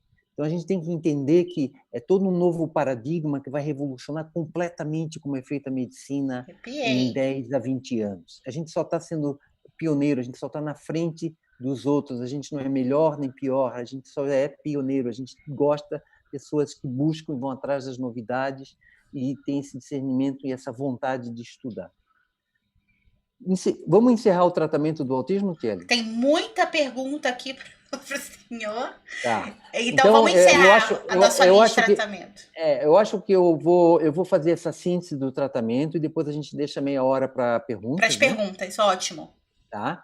Então, assim, o que eu gosto de comunicar é justamente isso, é o tratamento integral da criança, não é o tratamento do autismo. Então, a importância do sono, a importância da alimentação, a importância da atividade física. Eu aprendi com um professor meu nos Estados Unidos que a criança, até 3 anos, 3 anos e meio, não vai para a terapia, ela vai para o parquinho e é estimulada por outras crianças. Ela precisa de estimulação natural, estimulação também dos pais. Eu adoro essas terapias como Denver, como Sunrise, que transformam os pais em terapeutas, porque se sabe que não adianta levar uma criança e ficar 30 minutos fazendo terapia. Depois vai para casa. É muito importante que a quantidade da intensidade para fazer novas sinapses. Então, por isso que essas terapias que formam os pais ou terapias que formam terapeutas como o Denver, eu sou muito favorável, porque quanto mais estimulação, melhor para a criança. E Denver então, vem da terapia ABA, né? Que foi uma das terapias que mais também nos ajudaram aqui em casa. O Denver, ele é uma evolução do ABA, né? E é uma evolução do ABA para criança pequena. Então, justamente era de 2 a 4 anos. Aqui em Florianópolis, a gente tem o Instituto Farol, que eu não estou fazendo propaganda, mas eles fazem um trabalho muito bom de cursos e supervisão para pais e acompanhamento, mas existem outros institutos no Brasil que também fazem esse processo. Mas o que é importante dos pais entenderem não é Denver, não é Sunrise, ou não é Floor Time. O que é importante entender é que quanto mais essa criança é estimulada, melhor. Eu resumo o tratamento biomédico de uma hiperestimulação, uma hipernutrição e com a anti-inflamação e com tratamento epigenético, se possível. Ai, que lindo. Esses são os 4 pilares do tratamento. Vocês anotaram aí, né? Então, hiperestimulação, hipernutrição, quer dizer, suplementos, alimentos de alta qualidade, caprichar na nutrição. Tá? Então, essa hiperestimulação, hipernutrição e técnicas e medidas de desinflamação e técnicas e medidas epigenéticas. Tá? O tratamento, então, são 3 áreas que eu gosto de mostrar que são áreas básicas: melhorar a saúde da criança, modular o cérebro e hiperestimular esse cérebro, fazer as terapias de estimulação. Então, as terapias de estimulação neurológicas, quer sejam técnicas de todas as formas de terapia, quer sejam técnicas físicas para o cérebro, desde TMS, desde neurofeedback, desde tudo que é possível estimular o cérebro para estimular essa neuroplasticidade. Então, assim, se essa criança teve uma agressão, por que muitas crianças melhoram sem fazer nada disso? Essa é uma das perguntas que eu tenho. Por quê? Muitas crianças tiveram uma agressão nesses primeiros 1000 dias de vida. Daí chega com 2 anos de idade, ela já se adaptou à flora, já parou de ter infecções de repetição, ela já não tem nenhuma outra agressão ambiental, né? E daí de 2 a 4 anos, esse cérebro começa a se regenerar. Se ele só é estimulado e não tiver nenhuma agressão ambiental nesse período, ele pode se curar e melhorar sozinho, como a gente tem muitas crianças que não melhoram sem tratamento biomédico. Mas a pergunta que eu faço é: o que mais você pode fazer para o seu filho? E os que não estão melhorando com terapia, o que mais pode ser feito para o seu filho? Porque tem muita criança que a terapia é bater em ponta de faca. O cérebro inflamado não faz novas sinapses, não vai ter aprendizado com o cérebro inflamado. Todos os terapeutas adoram quando o paciente vem comigo, porque o resultado da terapia é muito maior. Você consegue fazer um programa de terapia, a criança cumprir esse programa de terapia. Então, é muito importante ter essas 3 áreas principais do tratamento, resumir o tratamento biomédico, que não é só da dieta, não é um tratamento alternativo, é uma visão mais integral, uma visão mais ampla, que os próprios pais desenvolveram nos Estados Unidos e a gente tenta trazer e divulgar isso aqui no Brasil. Gente, vocês têm noção da aula que vocês tiveram hoje com um professor médico inspirador de outros médicos, Dr. Rogério Rita? Deem curtida nesse vídeo, por favor, porque ele merece todo o meu aplauso também. Muito obrigada. Então, Gutiele, esse entusiasmo realmente quando eu começo a falar do tema, eu me entusiasmo, me empolgo, porque realmente assim eu fico um paradigma novo e revolucionário e muito efetivo, entende? Então, assim, a gente vê os terapeutas comentando, né, que vê a criança que está fazendo junto o tratamento biomédico ou tratamento integral à criança, ou não está fazendo esse tratamento integral à criança. Então faz uma grande diferença. Sim. Vamos deixar então um espaço para os pais perguntarem um pouco? Claro que sim. Eu separei aqui algumas perguntas durante toda a sua apresentação. E existem perguntas de todos os tipos. Eu vou fazendo na ordem, tá, gente? E o máximo que a gente conseguir responder, a gente vai responder. O que ficar sobrando depois, se eu passo depois para o Dr. Rogério Rita, se for possível responder, ok? E eu também já estou programando um outro encontro, no outro dia, na semana que vem, uma mesa redonda com todos os profissionais que participaram durante a semana. Se o Dr. Rogério Rita puder participar, eu vou também passar também para ele. Então, vamos lá. A Márcia Couto, ela pergunta: gostaria de saber se é possível uma criança nascer com pães, ou ainda, a hipótese de uma criança logo no primeiro mês de vida desenvolver uma síndrome autística após contrair uma infecção bacteriana. Então, a criança nascer com PANDAS, ela pode nascer com a tendência a ter doenças imunológicas.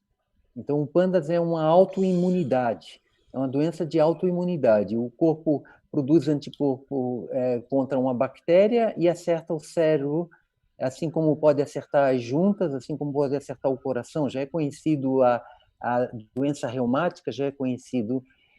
Antigamente se imaginava que o PANDAS era só por Streptococcus e era só quando tinha o cérebro, era só Coreia de Siderham que causava. Hoje em dia se sabe que não, que o Pandas é muito mais complexo e qualquer bactéria pode ser o disparador, e qualquer bactéria ou vírus pode ser o Vírus, disparador, por fungos, isso que se fungos, por isso que se chama de Pandas. O que é importante é que eu vejo lá nos Estados Unidos muitas vezes se dando antibiótico de forma indefinida e não tratando a imunidade, né? Eu vejo o PANS e o PANDAS como uma autoimunidade. Aí a gente tem que tratar essa autoimunidade, como vitamina D em doses mais altas, com uma série de abordagens que a gente tem para tratar autoimunidade. Lembrando que A o própria básico sempre dieta... é o mais importante, né? O como? O básico, a própria dieta, é isso que você falar. Então, eu sempre reforço que um outro motivo de que por que a dieta é tão importante, porque a dieta é todos os dias, a dieta é no mínimo 3 vezes por dia. Se essa criança, por exemplo, não tem uma dieta saudável, não tem uma dieta anti-inflamatória estável, e vai e faz uma terapia, faz uma intervenção, e um dia comeu tal coisa, outro dia comeu outra coisa, as respostas às terapias e as respostas às intervenções clínicas vão ser muito flutuantes. Você vai perder essa capacidade de discernir o que funciona e o que não funciona, porque todos nós sabemos o quanto a dieta influencia uma criança. Então, se não tiver uma estabilidade nessa área do trato gastrointestinal, de não tiver dor de barriga, inflamação, diarreia, constipação, gastrite, esofagite, tudo isso que a criança pode ter, vai ser difícil avaliar uma criança com esofagite, com estômago queimando e achar que não está respondendo à terapia, entende? Não, ela não está conseguindo botar atenção à terapia. Voltando à pergunta, Pandas é uma autoimunidade.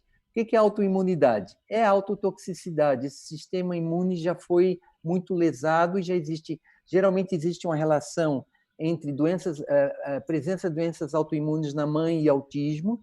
Então, existe uma incidência maior de quem tem tiroidite de Hashimoto e artrite reumatoide e autismo. Então, essa tendência à autoimunidade já foi herdada e foi disparada, foi estimulada essa tendência pelo ambiente e foi disparado pela infecção. Tá? Essa outra pergunta tinha uma outra parte que eu esqueci, Tiele. Ela quer saber se tem como a criança, logo no primeiro mês de vida, desenvolver a síndrome após contrair uma infecção. Isso eu observo muito com a enterocolite. Crianças que nascem prematuras. Existem muitas crianças que têm enterocolite ou têm viroses intestinais e depois elas evoluem com uma regressão. A gente tem que entender rapidamente esse mecanismo, quer dizer, uma doença bacteriana, principalmente do trato gastrointestinal, vai descamar todo esse trato gastrointestinal. Isso. Esse trato gastrointestinal descamado e sem microbiota, ele vai ser permeável. Então, tudo que a criança comer vai ser exposto ao sistema imune. O sistema imune vai desenvolver anticorpos contra isso, vai se sensibilizar. Essa hipersensibilidade vai causar, vai formar imunocomplexos. Esses imunocomplexos podem se depositar no cérebro e formar neuroinflamação. Então, com certeza, esse processo de doenças gastrointestinais na primeira infância é um capítulo muito importante a ser investigado e a ser tratado devidamente. Agora é um recado para você, a Érica Barba Sanches mandou: meu Deus, eu preciso desse médico na minha vida. Mandou um recado para você. Tá, deixa eu esclarecer então, assim, eu tenho uma agenda bastante reduzida para novos pacientes, porque eu já estou muitos anos na estrada, tá? Tem uma outra médica que está trabalhando na clínica comigo, uma pediatra que fez um estágio em neuropediatria e que trabalha sob a minha supervisão. Então, a gente está aberto a novos pacientes. Outra médica linda, maravilhosa, top, doutora Larissa. A doutora Larissa, que trabalha comigo, que, assim, eu digo assim, olha, não dá. Além disso, uma das coisas que eu quero fazer com a doutora Tiele, e a gente vai fazer juntos, eu nem falei com ela ainda, mas eu vou falar agora, a gente vai precisar fazer uma lista de médicos que fizeram algum treinamento contigo ou comigo. Sim, eu já e você tenho. São os que dão formação médicos, né? Com certeza. Então, eu ia te pedir isso. Olha só que legal. Para eu botar eu lá acho, dentro do meu Outflix, também os médicos já foram treinados por você. Exatamente. A gente tem uma lista de médicos, vamos pegar no nosso grupo de WhatsApp, e fazer uma lista de médicos que os pais saibam, olha, essa pessoa já tem um treinamento de medicina funcional, já tem uma visão diferente, já teve cursos com o Dr. Rogério, com a doutora Thiele, e Que lindo. né, Eu tenho a até um gente formulário, vou divulgar te isso. mandar.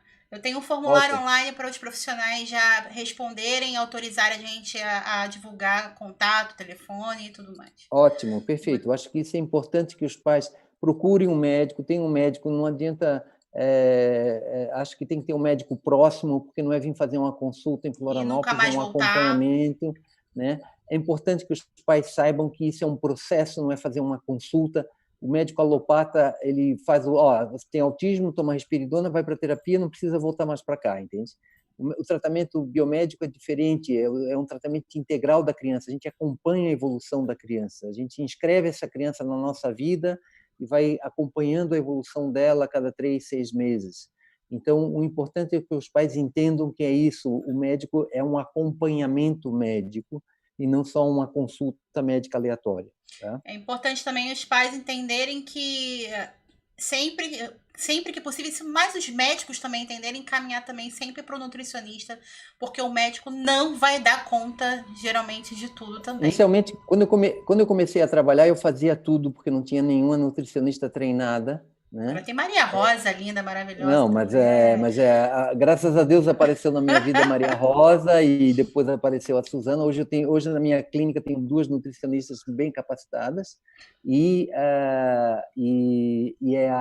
ninguém consulta comigo sem passar pela nutricionista. Isso é Com certeza. fundamental, ter essa abordagem. Antes eu fazia tudo junto, a consulta demorava 3 a 4 horas, então é impossível fazer isso de uma vez só. Então é fundamental que quem consulta comigo ou quem consulta na minha clínica com a doutora Larissa passe pela nutricionista. Isso é condição, como eu expliquei, né? Já vai servir de triagem e já vai servir para a gente ter uma base para a gente poder ver o resultado das intervenções que estão sendo feitas. Tem muitas mães perguntando sobre, depois que você falou da metilcobalamina, perguntando muito sobre vitamina B12. A Estrela pergunta aqui: boa noite. Uma criança de 2 anos e 11 meses, com níveis muito baixos de vitamina B12, pode ser confundido com sintomas de autismo? Sim, a resposta é sim. Existe uma síndrome que se chama BABY, né? Que é B12 Acquired Brain Injury. Isso é uma síndrome americana, né? Que se chama que a deficiência de B12 ela dá todos os sintomas do autismo, tá? Então é muito importante mães veganas, mães vegetarianas, a gente sempre pede a B12 na primeira consulta para ver isso, para ver como é que está esse processo e a gente investiga se teve, como é que foi a alimentação durante a gestação e durante a amamentação, tá? É muito importante a B12 para o neurodesenvolvimento, é As pessoas só fundamental a pensam B12. em ácido fólico, que também é outro É, problema do uso de ácido ex- fólico, e esquece da existe, B12. existe um trabalho que mostra que a B12 é tão importante para o neurodesenvolvimento quanto o ácido fólico. Enquanto que o ácido fólico é importante para os distúrbios de tubo neural, que é aquela primeira fase do neurodesenvolvimento, para impedir o lábio Fenda leporino, a palatina. fenda palatina, a espina bífida, né? Por quê? Porque naquela fase inicial precisa de muita multiplicação celular muito rápido. E daí o ácido fólico é fundamental para a multiplicação celular. A B12 é fundamental para a segunda etapa, a metade da gestação em diante, porque ela é o grande estímulo para a mielinização do cérebro. O que é mielinização? Você tem um neurônio e tem outro neurônio, daí você tem um axônio. Para esse estímulo passar daqui para cá, ele tem que passar pelo axônio. Se esse axônio estiver recoberto como um fio, ele conduz a eletricidade mais rápida. Se ele não estiver recoberto, ele conduz bem lenta. Então, essa velocidade de conectividade cerebral, ela depende da mielinização cerebral. E o nutriente essencial para a mielinização cerebral é a vitamina B12. A gente sempre usa a vitamina B12 na forma ativa, que é a metilcobalamina. Nós trouxemos para o Brasil o grande fundador e né, o cara que tem mais experiência em B12, ele descobriu o uso da B12, o Dr. Newbrander, né? Esteve em Belo Horizonte e eu fiquei amigo dele, a gente troca muita informação médica. O Dr. Newbrander preconiza a B12 injetável. Na minha experiência, fui vendo que a B12 sublingual já é suficiente para ajudar muitas crianças. Muitas crianças com a B12 sublingual já têm grandes avanços. Tá? Então, é importante ser prescrita por um médico, às vezes a gente associa ácido folínico junto, tem todo um como prescrever a B12 como uma terapia efetiva, mas é muito importante para as crianças e medirem os níveis de B12 das crianças nessa etapa do neurodesenvolvimento. Isso é uma outra polêmica, porque a gente vai falar de tantas vitaminas relacionadas, deficiências e insuficiências relacionadas ao autismo, e parece que a maioria dos médicos esqueceu o princípio básico da própria faculdade de medicina, que são as deficiências nutricionais, falando de escorbuto, deficiência de vitamina A, coisas que a gente aprendeu na faculdade e que são correlacionadas a sintomas neurológicos, mas não conseguem fazer essa associação na criança pequena. Lembra, fala de escorbuto, só lembra do marinheiro. Então, parece que foi esquecido. O que a gente está mais, o que a gente precisa aprender como médico é que a gente aprende as doenças carenciais, quando existe uma carência completa do nutriente. Então, o escorbuto é uma carência completa da vitamina C. E se você tomar 45 miligramas de vitamina C, você já não tem uma carência completa, não tem mais escorbuto. No entanto, essa vitamina C é super importante para o cérebro, para a imunidade, é importante para outras funções fisiológicas. Então, o que a gente faz nesse tratamento integrativo, a partir da medicina funcional, é resgatar a fisiologia. Então, como é que a fisiologia, a bioquímica, a biofísica... Então, a gente faz o uso dessas cadeiras básicas para fundamentar o nosso abordagem. Sim. Tá? Essas principais cadeiras eu acho que foram esquecidas e estão sendo resgatadas pela medicina funcional, como você mesmo disse. Vamos lá. Deixa eu ver aqui outras perguntas. Doutor Marcelo Bonanza está por aqui. Doutor Marcelo Bonanza. Olha, doutor Marcelo Bonanza por aqui, perguntando... Um abraço, Marcelão. Ele tá... Um abraço, Marcelo, para você também. Olha só, tem a Melissa Toledo. Como tratar o autismo quando a criança já nasceu com atraso de marco de desenvolvimento? Quando não é autismo regressivo? Também já respondeu. O que precisa é de diagnóstico. Por exemplo, onde que essa criança é a criança que a gente vai fazer mais testes genéticos. É a criança que a gente vai mais atrás de distúrbios metabólicos. Essa criança a gente tem que entender por que ela não está se desenvolvendo devidamente. Tá? Então, o genético, a gente vai para a busca genética, a gente pede a sequência básica da investigação genética, que é o cariótipo, o X frágil e depois o CGH-array para ver microdeleções e microduplicações do DNA, e depois continua-se com o exoma ou até o sequenciamento total do genoma. Mas não se começa com isso, e a gente faz isso, mesmo que uma criança esteja dentro de um autismo genético, eu sempre começo com um tratamento biomédico e vejo a resposta dela. Por quê? Se ela é uma respondedora à abordagem integral da criança, essa abordagem integral está dando efeito e ela está reagindo, ou se ela teve algo congênito, muitas crianças não é genético, é congênito. O que aconteceu durante essa gestação? A mãe foi exposta a antidepressivo, a mãe teve deficiência de vitamina D na gestação, a mãe teve deficiência de iodo na gestação, a mãe teve uma infecção viral na gestação. Então, várias causas pelo qual essa criança com atraso global do neurodesenvolvimento pode ser. Então, a gente tem que fazer uma boa história clínica, uma boa história gestacional, uma boa história familiar e ir para a investigação genética primeiro. Mas, enquanto está se fazendo tudo isso, a gente está fazendo o tratamento da saúde da criança. Isso. O básico é para toda criança. Alimentação, o sono dessa criança, como é que está, se a gente vai usar florais, se a gente vai usar fitoterápicos, ou se a gente vai usar melatonina para melhorar esse sono.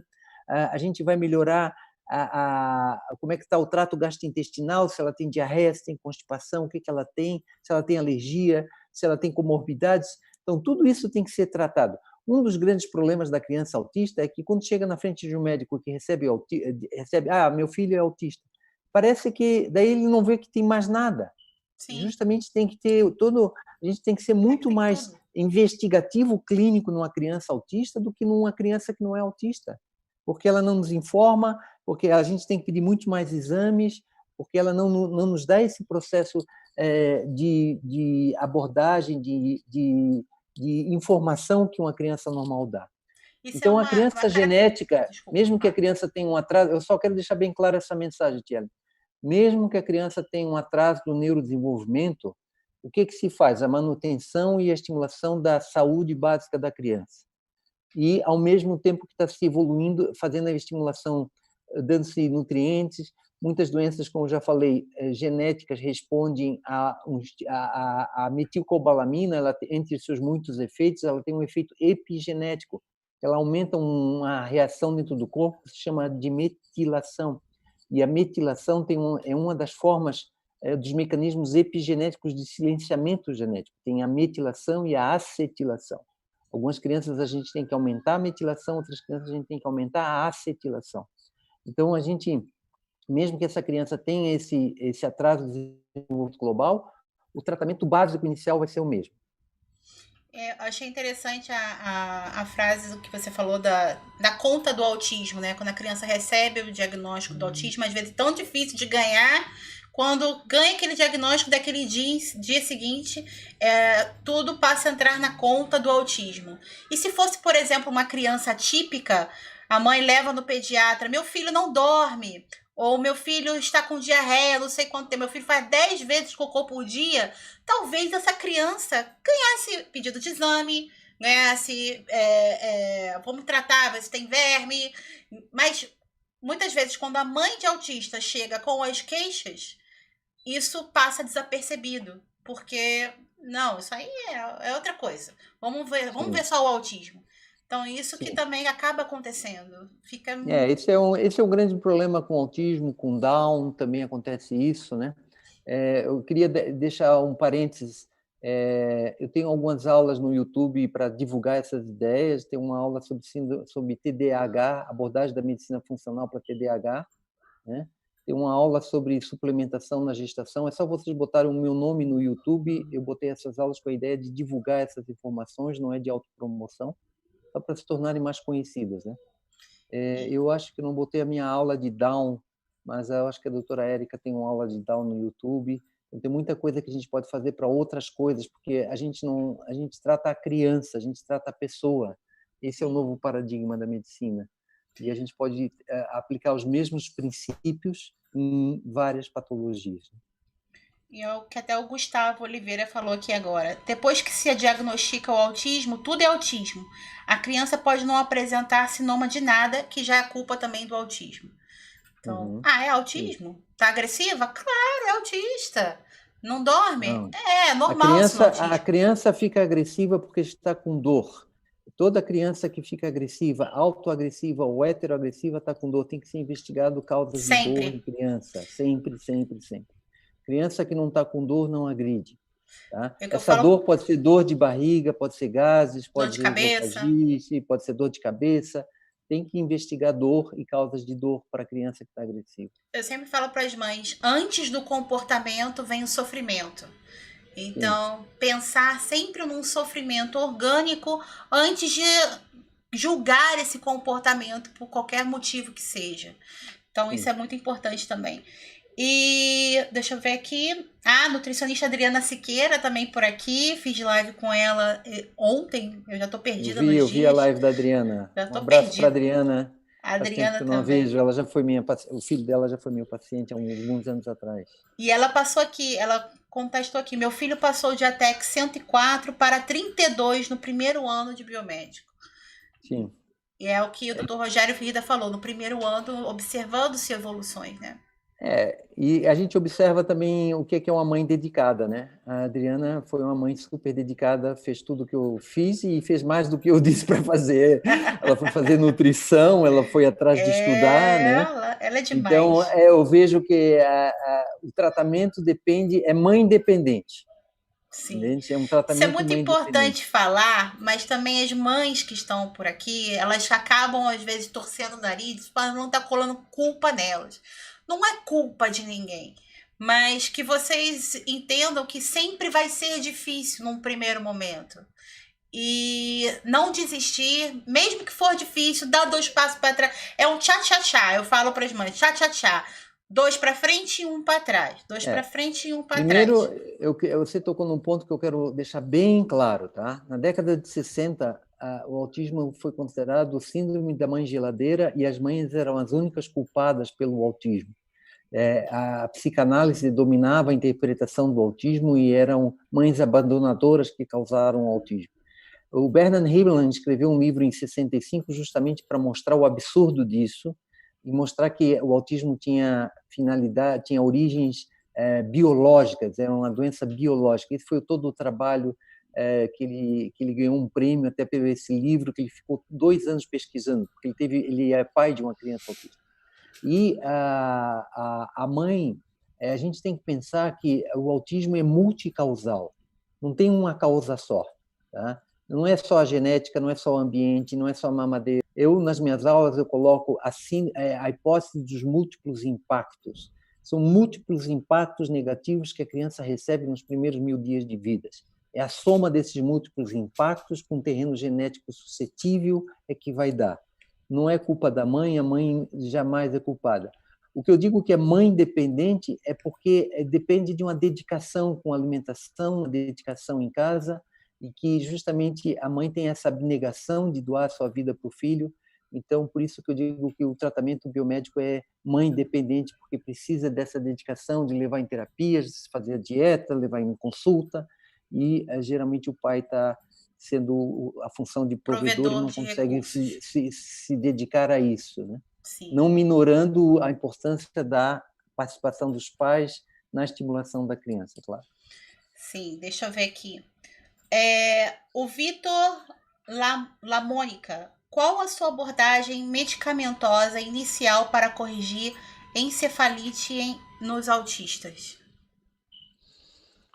Bem, a minha abordagem inicial, eu sempre começo do básico, tá? Então, assim, todo esse conceito de autismo como doença inflamatória, já existia um movimento nos Estados Unidos que se chamava assim, Stop calling it autism.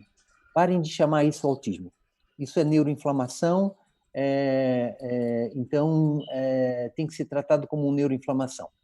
Então, a minha abordagem eu prefiro seguir o que eu aprendi dos meus professores nos Estados Unidos, principalmente o Dr. Sidney Baker, que é um pediatra da Universidade de Yale, que dá aula até hoje, é um velhinho fabuloso. Ele sempre ensina, comecem do básico e vão aumentando. Então, eu começo do básico, quer dizer, a criança tem uma encefalite, ok, eu tenho que desinflamar essa criança. O que é que mais inflama essa criança? Alimentação, antibiótico, desbiose intestinal, exposição tóxica, agrotóxico, influências ambientais. Então, eu vou começando de fora para dentro do cérebro, eu não vou direto para o cérebro, por quê? Porque a inflamação cerebral ela está muito ligada à inflamação sistêmica. Se você não diminuir a inflamação sistêmica, você não consegue diminuir a inflamação cerebral. Enquanto eu estou fazendo isso, eu estou investigando causas dessa inflamação. É uma doença viral, é uma intoxicação por metal pesado, é um distúrbio, uma desbiose. Então, eu peço alguns exames americanos, sim, que são úteis, tem alguns que são úteis, outros não tão úteis, para fazer essa investigação do terreno. Eu preciso saber o terreno que está acontecendo essa encefalite. Então, a partir dessas informações que eu vou tendo do terreno, em 1, 2 meses eu vejo o efeito da dieta e de uma suplementação básica. Se a criança respondeu muito, teve ganhos neurológicos muito intensos, eu não preciso ser muito agressivo. Isso que é importante eu dizer. Ganhos neurológicos progressivos é a medida que vocês têm que ter para ver se vocês vão fazer mais ou menos. Se a criança você fez 2, 3 intervenções e a criança começou a ter ganhos neurológicos progressivos e evoluindo, calma, calma, não precisa ficar fazendo mais, não precisa estar correndo atrás de mais terapia. Espera, a criança precisa de uma sequência de impactos. A criança precisa, eu sempre digo, o tratamento integral da criança autista é até 7 anos. Você está começando um processo que, no mínimo, vai durar até 7 anos. Eu quero que essa criança chegue 7 anos, no primeiro ano primário, mais próxima possível do neurotípica ou com o máximo das suas capacidades desenvolvidas. Mas não adianta querer a criança falar em 3 meses, 6 meses de tratamento. É um processo, tem que entender esse processo. Então, essa é a resposta que eu posso dar hoje. Como é que eu trato a encefalite? Primeiro, o básico, e vou investigando causalidade, vamos pedindo exames, mas eu sou bastante moderado na solicitação de exames. Eu acho que é um custo para os convênios e para os pais pedir 50 exames na primeira consulta, é muito sangue para tirar da criança de uma vez só. Então, eu vou fazendo essa solicitação de exames de forma orgânica e progressiva, a cada 3, a cada 6 meses. Então, agora vamos investigar as viroses que podem acometer o cérebro. Daí eu peço todas as viroses. Agora vamos dar esse outro passo, né? Sempre vendo conforme vai respondendo a criança. A clínica é soberana, a clínica que vai orientando o tratamento.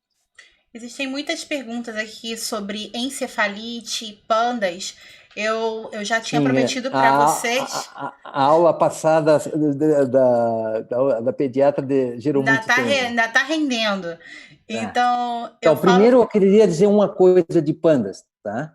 Uma coisa é encefalite autoimune, outra coisa é pandas, tá? Não confundo achando que é a mesma coisa, tá? Existe um processo inflamatório que está ligado ao processo inflamatório sistêmico, que sabe que a criança já começa a se inflamar com alergia alimentar nos primeiros meses, que já vai se inflamando e como que transborda essa inflamação no cérebro, tá? Então esse é o que a gente chama de um autismo inflamatório, tem uma causalidade ambiental descoberta, bem claro. Outra coisa é uma criança que tinha um grau de inflamação e de uma hora para outra, depois de uma infecção, depois de uma virose boba, teve uma regressão e começou com um quadro de toque.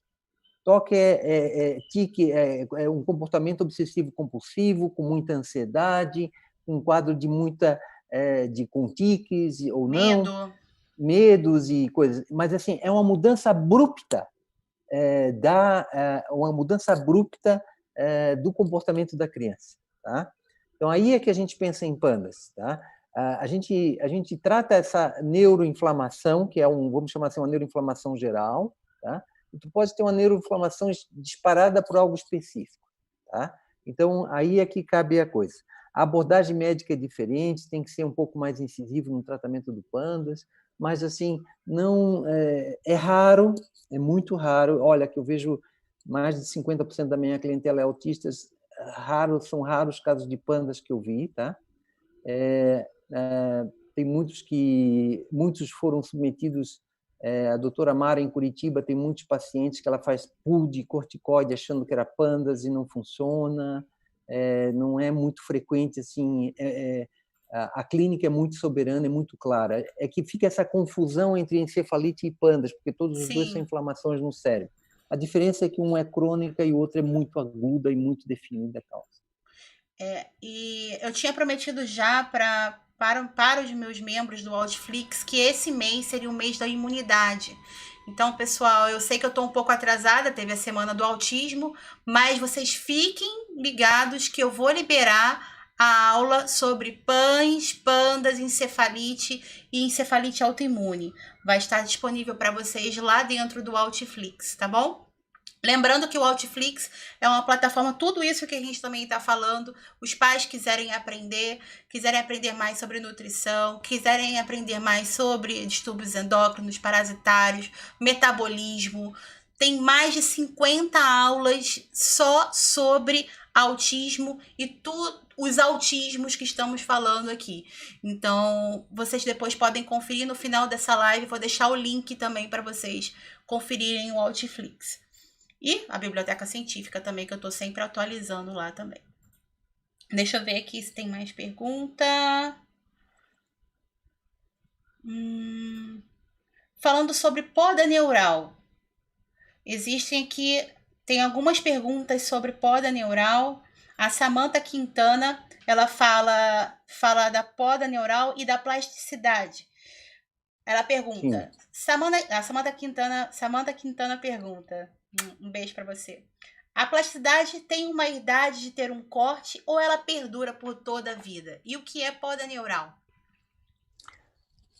Poda neural é um processo natural do cérebro de otimização do funcionamento cerebral. Então, imagina que até 2 anos, uma criança ela não sabe se nasceu no Brasil ou se nasceu na China. Então, ela cresce com a potencialidade de conectividade cerebral para todos os idiomas. Mas ela começou só a ouvir o brasileiro, o português. Isso, então, quer dizer, a potencialidade neural para ela falar chinês ou alemão ou italiano, ou outra língua, ela não foi utilizada, foi só estimulada uma área que foi a língua portuguesa, chamada língua mãe. Tá? Então, o que acontece a poda? Para que o cérebro vai manter esses neurônios aqui conectados se eles não vão ser usados? Então, a poda neural é nada mais do que você atrofiar esses neurônios não conectados e não utilizados. É um processo de otimização do funcionamento cerebral. Muitos dos pais têm um medo da poda neural. Vai fazer Não 5 tem. anos, 6 anos. Quando a poda vai recuperar antes da poda, depois da poda. É importante a gente entender que esse processo não é assim estanque. Com 5 anos tem a poda, com 7 anos tem a poda, como se fosse algo assim, pum. Né? O que a gente sabe é o seguinte: quanto menor a criança, maior a plasticidade, mas essa plasticidade neuronal ela vai até 20 anos. Então, eu mostro nos meus cursos um slide em que eu mostro as várias alterações que vão acontecendo no cérebro até 20 anos de idade. Por isso que se chega aos 18 anos que diz que é a maior idade. A maior idade é a idade de que o cérebro está maduro e está apto para funcionar. Então, já acabou o processo de construção do cérebro. Então, esse processo de construção do cérebro ele é intenso nos 2 primeiros anos, depois ele continua intenso até os 5 anos, depois ele começa a diminuir os 7 anos, depois ele tem um novo pico de intensidade antes da adolescência, e na adolescência tem mais um grande pico de conectividade com os hormônios e crescimento neuronal, e ele acaba depois da adolescência. Então, a neuroplasticidade ela vai acontecer até ao final da adolescência, tá? Com 18 anos.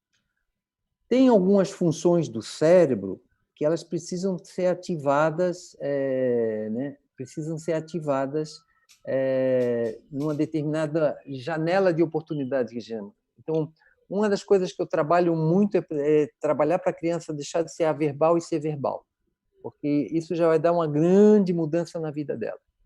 Então, todas as terapias que estimulam o desenvolvimento da fala, a estimulação intensiva da fala, eu tento focar nisso, porque esse tem que ser um objetivo terapêutico de quem trata autismo, de tentar estimular e desinflamar esse cérebro para desenvolver a fala, né?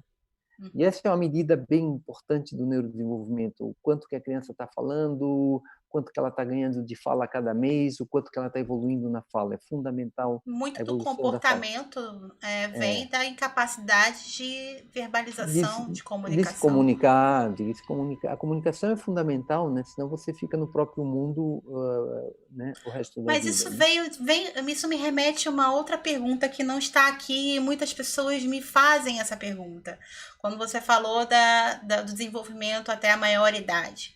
Um autista, a gente falando muito de crianças autistas, da janela, um autista adulto, uma pessoa autista adulta, ela pode também se beneficiar do tratamento biomédico, da amplitude do tratamento nutricional, suplementação, desinflamação, depois dos 15 anos, na adolescência, ou até mesmo adulto, mais velho? Eu tive na minha experiência 2 vivências que me marcaram e viram, né?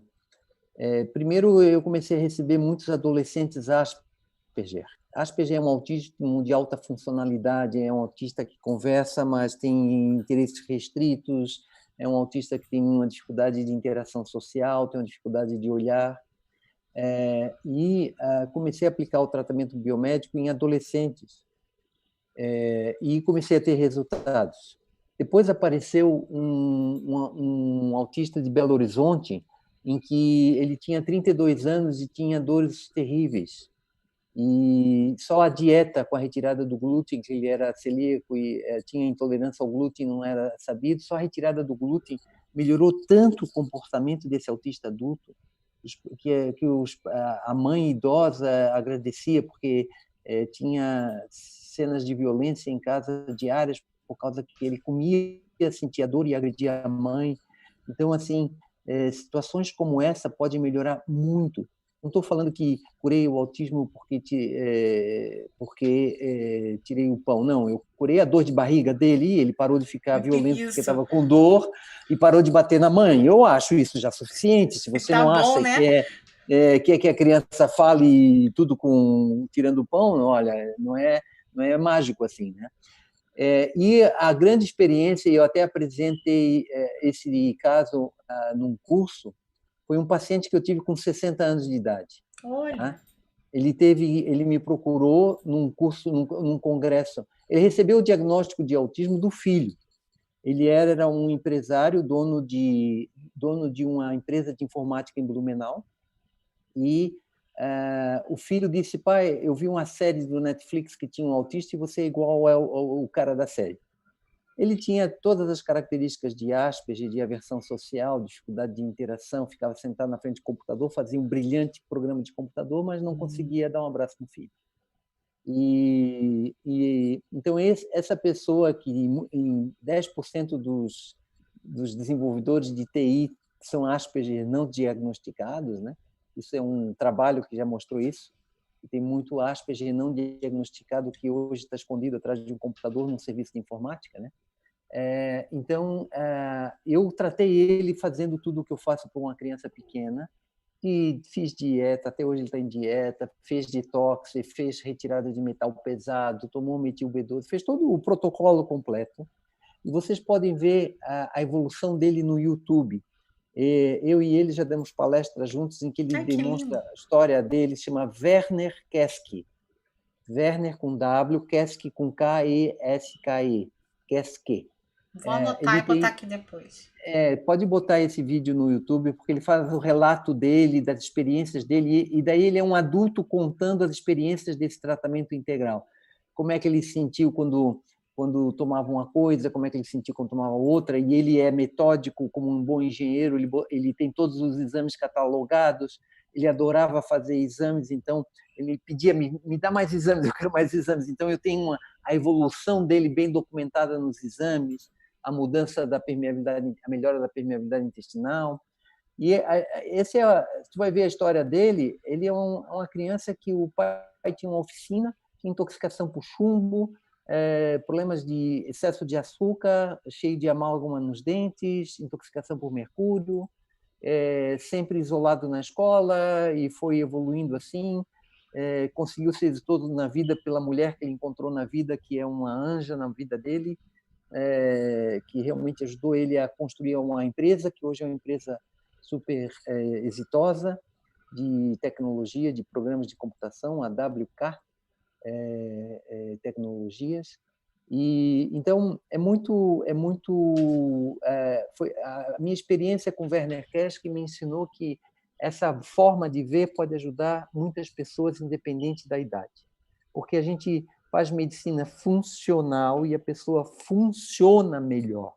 Então, Sim. a gente vai melhorando o funcionamento da pessoa, independente da idade. A gente vai vendo o que a gente pode ajudar para que essa pessoa funcione melhor. E ele vai funcionando melhor e melhor e melhor. E eu gostaria de deixar. A gente já está batendo aqui quase 2 horas já de Oi? transmissão. Já está quase chegando quase 10h20 da noite no Brasil. E eu gostaria mais uma vez de agradecer a todos que estão aqui.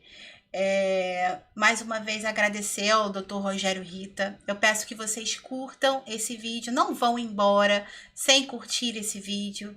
Dá uma curtida pra gente. Eu acho que depois de tanta informação assim, de graça para vocês aqui no dia 2 de abril, dia de conscientização mundial do autismo. Na verdade, uma conscientização é isso aqui, porque como a gente falou mais cedo em autismo regressivo, de conscientizar para dizer que o nosso filho existe, a sociedade vai olhar, ah, tá, é o autismo, ok, vira as costas e vai embora. Agora, conscientizar profissionais, conscientizar mães, famílias que estão aí em busca de novos caminhos, de melhora de qualidade de vida digna para seus filhos, isso é conscientizar. Isso é verdadeira conscientização. Então, você, mãe, pai, profissional que está aqui, você tem o dever de conscientizar pelo menos uma a duas pessoas sobre tudo isso que a gente contou aqui, porque isso é um presente. Isso é um presente que vocês têm que levar com vocês. E eu gostei muito de você ter me colocado nesse dia, porque todo o meu trabalho foi de Claro. conscientização dos médicos e das nutricionistas e dos pais desse toda essa abordagem, toda essa visão que pode a gente ajudar muitas pessoas. E assim, a maior propaganda são os resultados, tá? Exato. Tentem não sair falando antes de terem resultados. Tenham resultados e daí saiam falando. Porque o resultado vai chamar a atenção e a inveja é um melhor motivo da outra mãe dizer, pô, teu filho está assim, eu também quero estar assim. Tá? Sim. Então, o desejo de bem é contagiante e isso pode se mostrar com os resultados. Então, por isso que eu não estou em mídias sociais, eu trabalho e o resultado vai trazendo resultado. A minha função é mostrar que isso é viável, ser implantado no Brasil e que a gente pode ter essa abordagem de uma forma lícita, uma forma sólida cientificamente, de uma forma estruturada e ajudar muitas crianças. E vocês não Obrigado pelo acham? convite, Tialinha. Olha, poxa, professor, para mim que é uma honra estar aqui com você, que iniciou toda essa minha jornada. Eu não sei o que seria, como eu repito o que eu falei no início da nossa transmissão, eu não sei o que seria hoje da vida do meu filho autista. Meu filho ainda é autista, ele não deixou de ser autista. Isso que é importante também deixar claro. Meu filho não deixou de ser autista, mas meu filho seria muito severo se nada tivesse feito com ele. Meu filho não teria onde ele está hoje se nada tivesse sido feito, se eu ficasse dependente das únicas coisas que a medicina poderia me entregar naquele momento. E Eu quer acho que falar? aí cabe uma coisa importante, né? Por que foi nos Estados Unidos parou de ser chamado Defeat Autism Now, né? Vença o autismo agora. Por que os pais se rebelaram contra isso? Como que o autismo fosse algo que tivesse que ser vencido. E muitos pais entram nesse caminho como se fosse vencer uma batalha, tá? Na realidade, o amor dos pais para os filhos é um amor incondicional. E o filho está assim, ele está desta forma, e você pode ajudar ele a estar melhor. Né? Isso. Então, por isso que é importante a gente entender que a gente não está querendo nem vencer, nem curar. A gente está querendo melhorar os seres humanos, a gente está querendo deixar seres humanos mais saudáveis, seres humanos mais presentes e participativos. Então, se você não tem um cérebro desenvolvido na sua melhor forma, você vai ter uma grande dificuldade de interação social, uma grande dificuldade de cumprir a tua missão nessa vida. É muito importante a gente colocar isso, que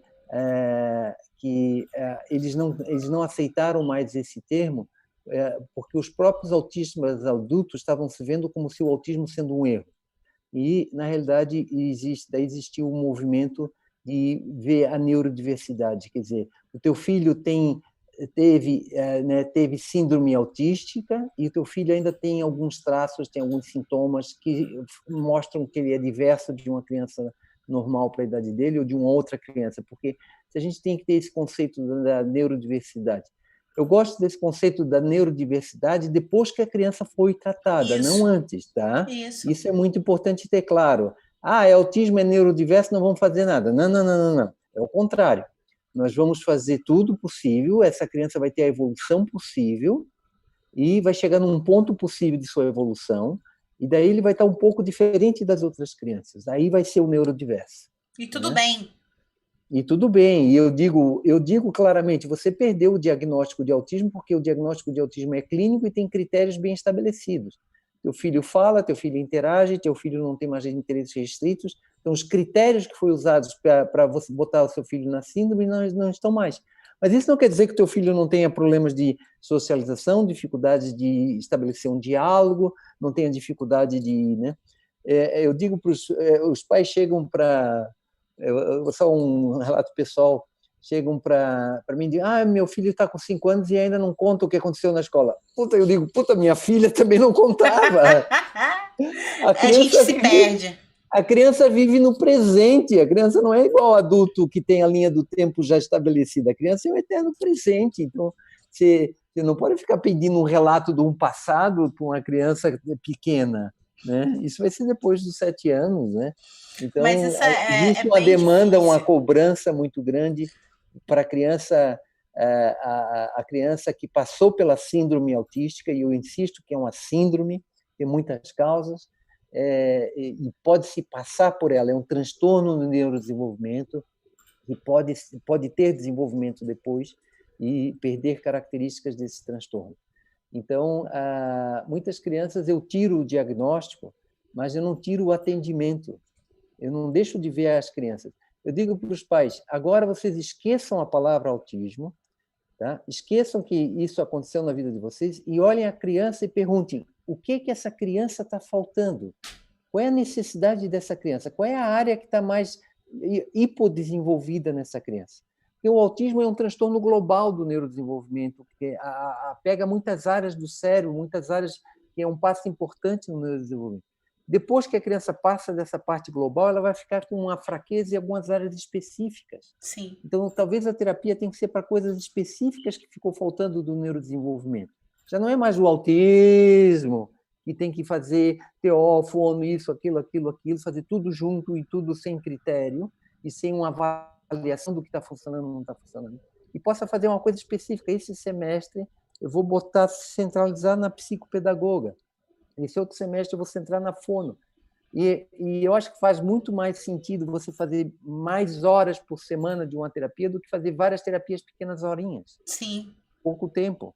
Então, mais vale fazer intensivo e uma sequência de impactos do que fazer poucos impactos pingados sem efetividade comprovada. Mas isso que você falou sobre a narrativa, isso acontece muito comigo, por exemplo, aconteceu. A gente passa a ficar lendo o nosso filho o tempo inteiro. Então, eu não estou acostumada a ter um filho típico em casa. É tudo muito novo para mim. Então, uma criança que passa a não fazer mais estereotipia, igual o meu que batia a cabeça na parede, que passa a verbalizar, não falava. Uma criança que passa a dormir, eu não passei também pelos marcos de desenvolvimento de mamãe típica. Então, tudo é muito novo para os pais que estão passando por essa transição. Por isso que a gente falou, narrativa, cadê? Quero narrativa. Então, eu quero que me conte na escola o que você fez. A criança mal aprendeu a falar mamãe de novo, a gente já quer mais, o tempo inteiro, tem que correr. E os pais precisam conter essa ansiedade e tentar entender que muitas vezes a criança está sendo criança. Ela não é autismo mais que está trazendo a queixa do pai. É a criança. Mas a gente, como pai de autista, a gente não tem essa leitura ainda de uma criança que possa estar até melhorando com o tratamento. Tudo a gente quer botar sintoma em tudo que a criança faz. Hoje ela tá mais assim é porque comeu alguma coisa errada, hein? Às vezes a criança está sendo criança. E a todo momento a gente fica tentando botar sintomas em qualquer tipo de comportamento. Então, os pais têm que ter muito cuidado com isso também. Mas é normal. E não se culpem por causa disso. Acontece. Com certeza. E só para fechar, eu gostaria de novo de agradecer você que está em casa agora. Eu queria que vocês terminassem essa live e vocês fizessem uma reflexão sobre o que é a verdadeira conscientização do autismo. Pai, mãe que está aí, como o Dr. Rogério Rita falou, não esperem a meta-análise, não esperem o estudo duplo cego, padrão ouro, para poder você aprender sobre autismo. Você tem que aprender sobre autismo. O autismo, quando chegou na minha casa, ele hoje é um propósito de vida para mim. E eu não tenho condição de atender todo mundo, nem atendo mais todo mundo. Então, eu não tenho mais condições de, igual o Dr. Rogério Rito também, agenda muito pequena. Por isso que ele treina profissionais, continua treinando profissionais e vai continuar levando um monte de profissionais pelo Brasil inteiro. E para vocês, pais, eu também criei uma plataforma para vocês estudarem. Vão no Outflix, estudem, maratonem.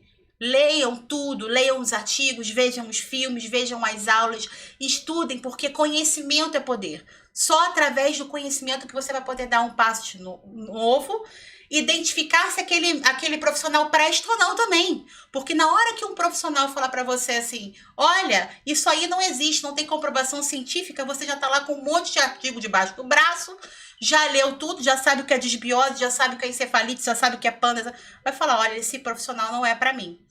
Procurem, nós vamos criar essa lista também de profissionais que já foram treinados, vamos botar isso para rodar e vocês têm que estudar. Lembre-se, estudar primeiro. O importante é ter essa associação, né, de um pai instruído e um médico instruído, e essa inter-relação entre os pais e os médicos, né? É muito importante um pai instruído... Porque senão o pai também não faz o que é importante em casa. E também, para a gente poder fazer tanta mudança de paradigma, mudança de hábito, a gente tem que saber por que vai fazer isso. E aí a necessidade da informação e de todo o trabalho da Tiele para isso, né? Uma das funções que eu digo para os meus pacientes é justamente que é uma função do médico, que é individualizar. Vocês passam por todas as aulas, né? Todo o conhecimento ele fica igual a biblioteca, fica um livro no lado do outro, né? Mas qual o livro que vai ser usado para o seu filho? Isso visto junto com o médico. Isso. Então isso é muito importante, assim, vocês terem toda a biblioteca armada e daí vocês vão, ok, vamos, o que vamos experimentar agora? O que vamos fazer para melhorar essa criança? Qual é o próximo passo? Então de fazendo isso com médicos com profissionais que estejam capacitados para isso. Capacitados para isso, né?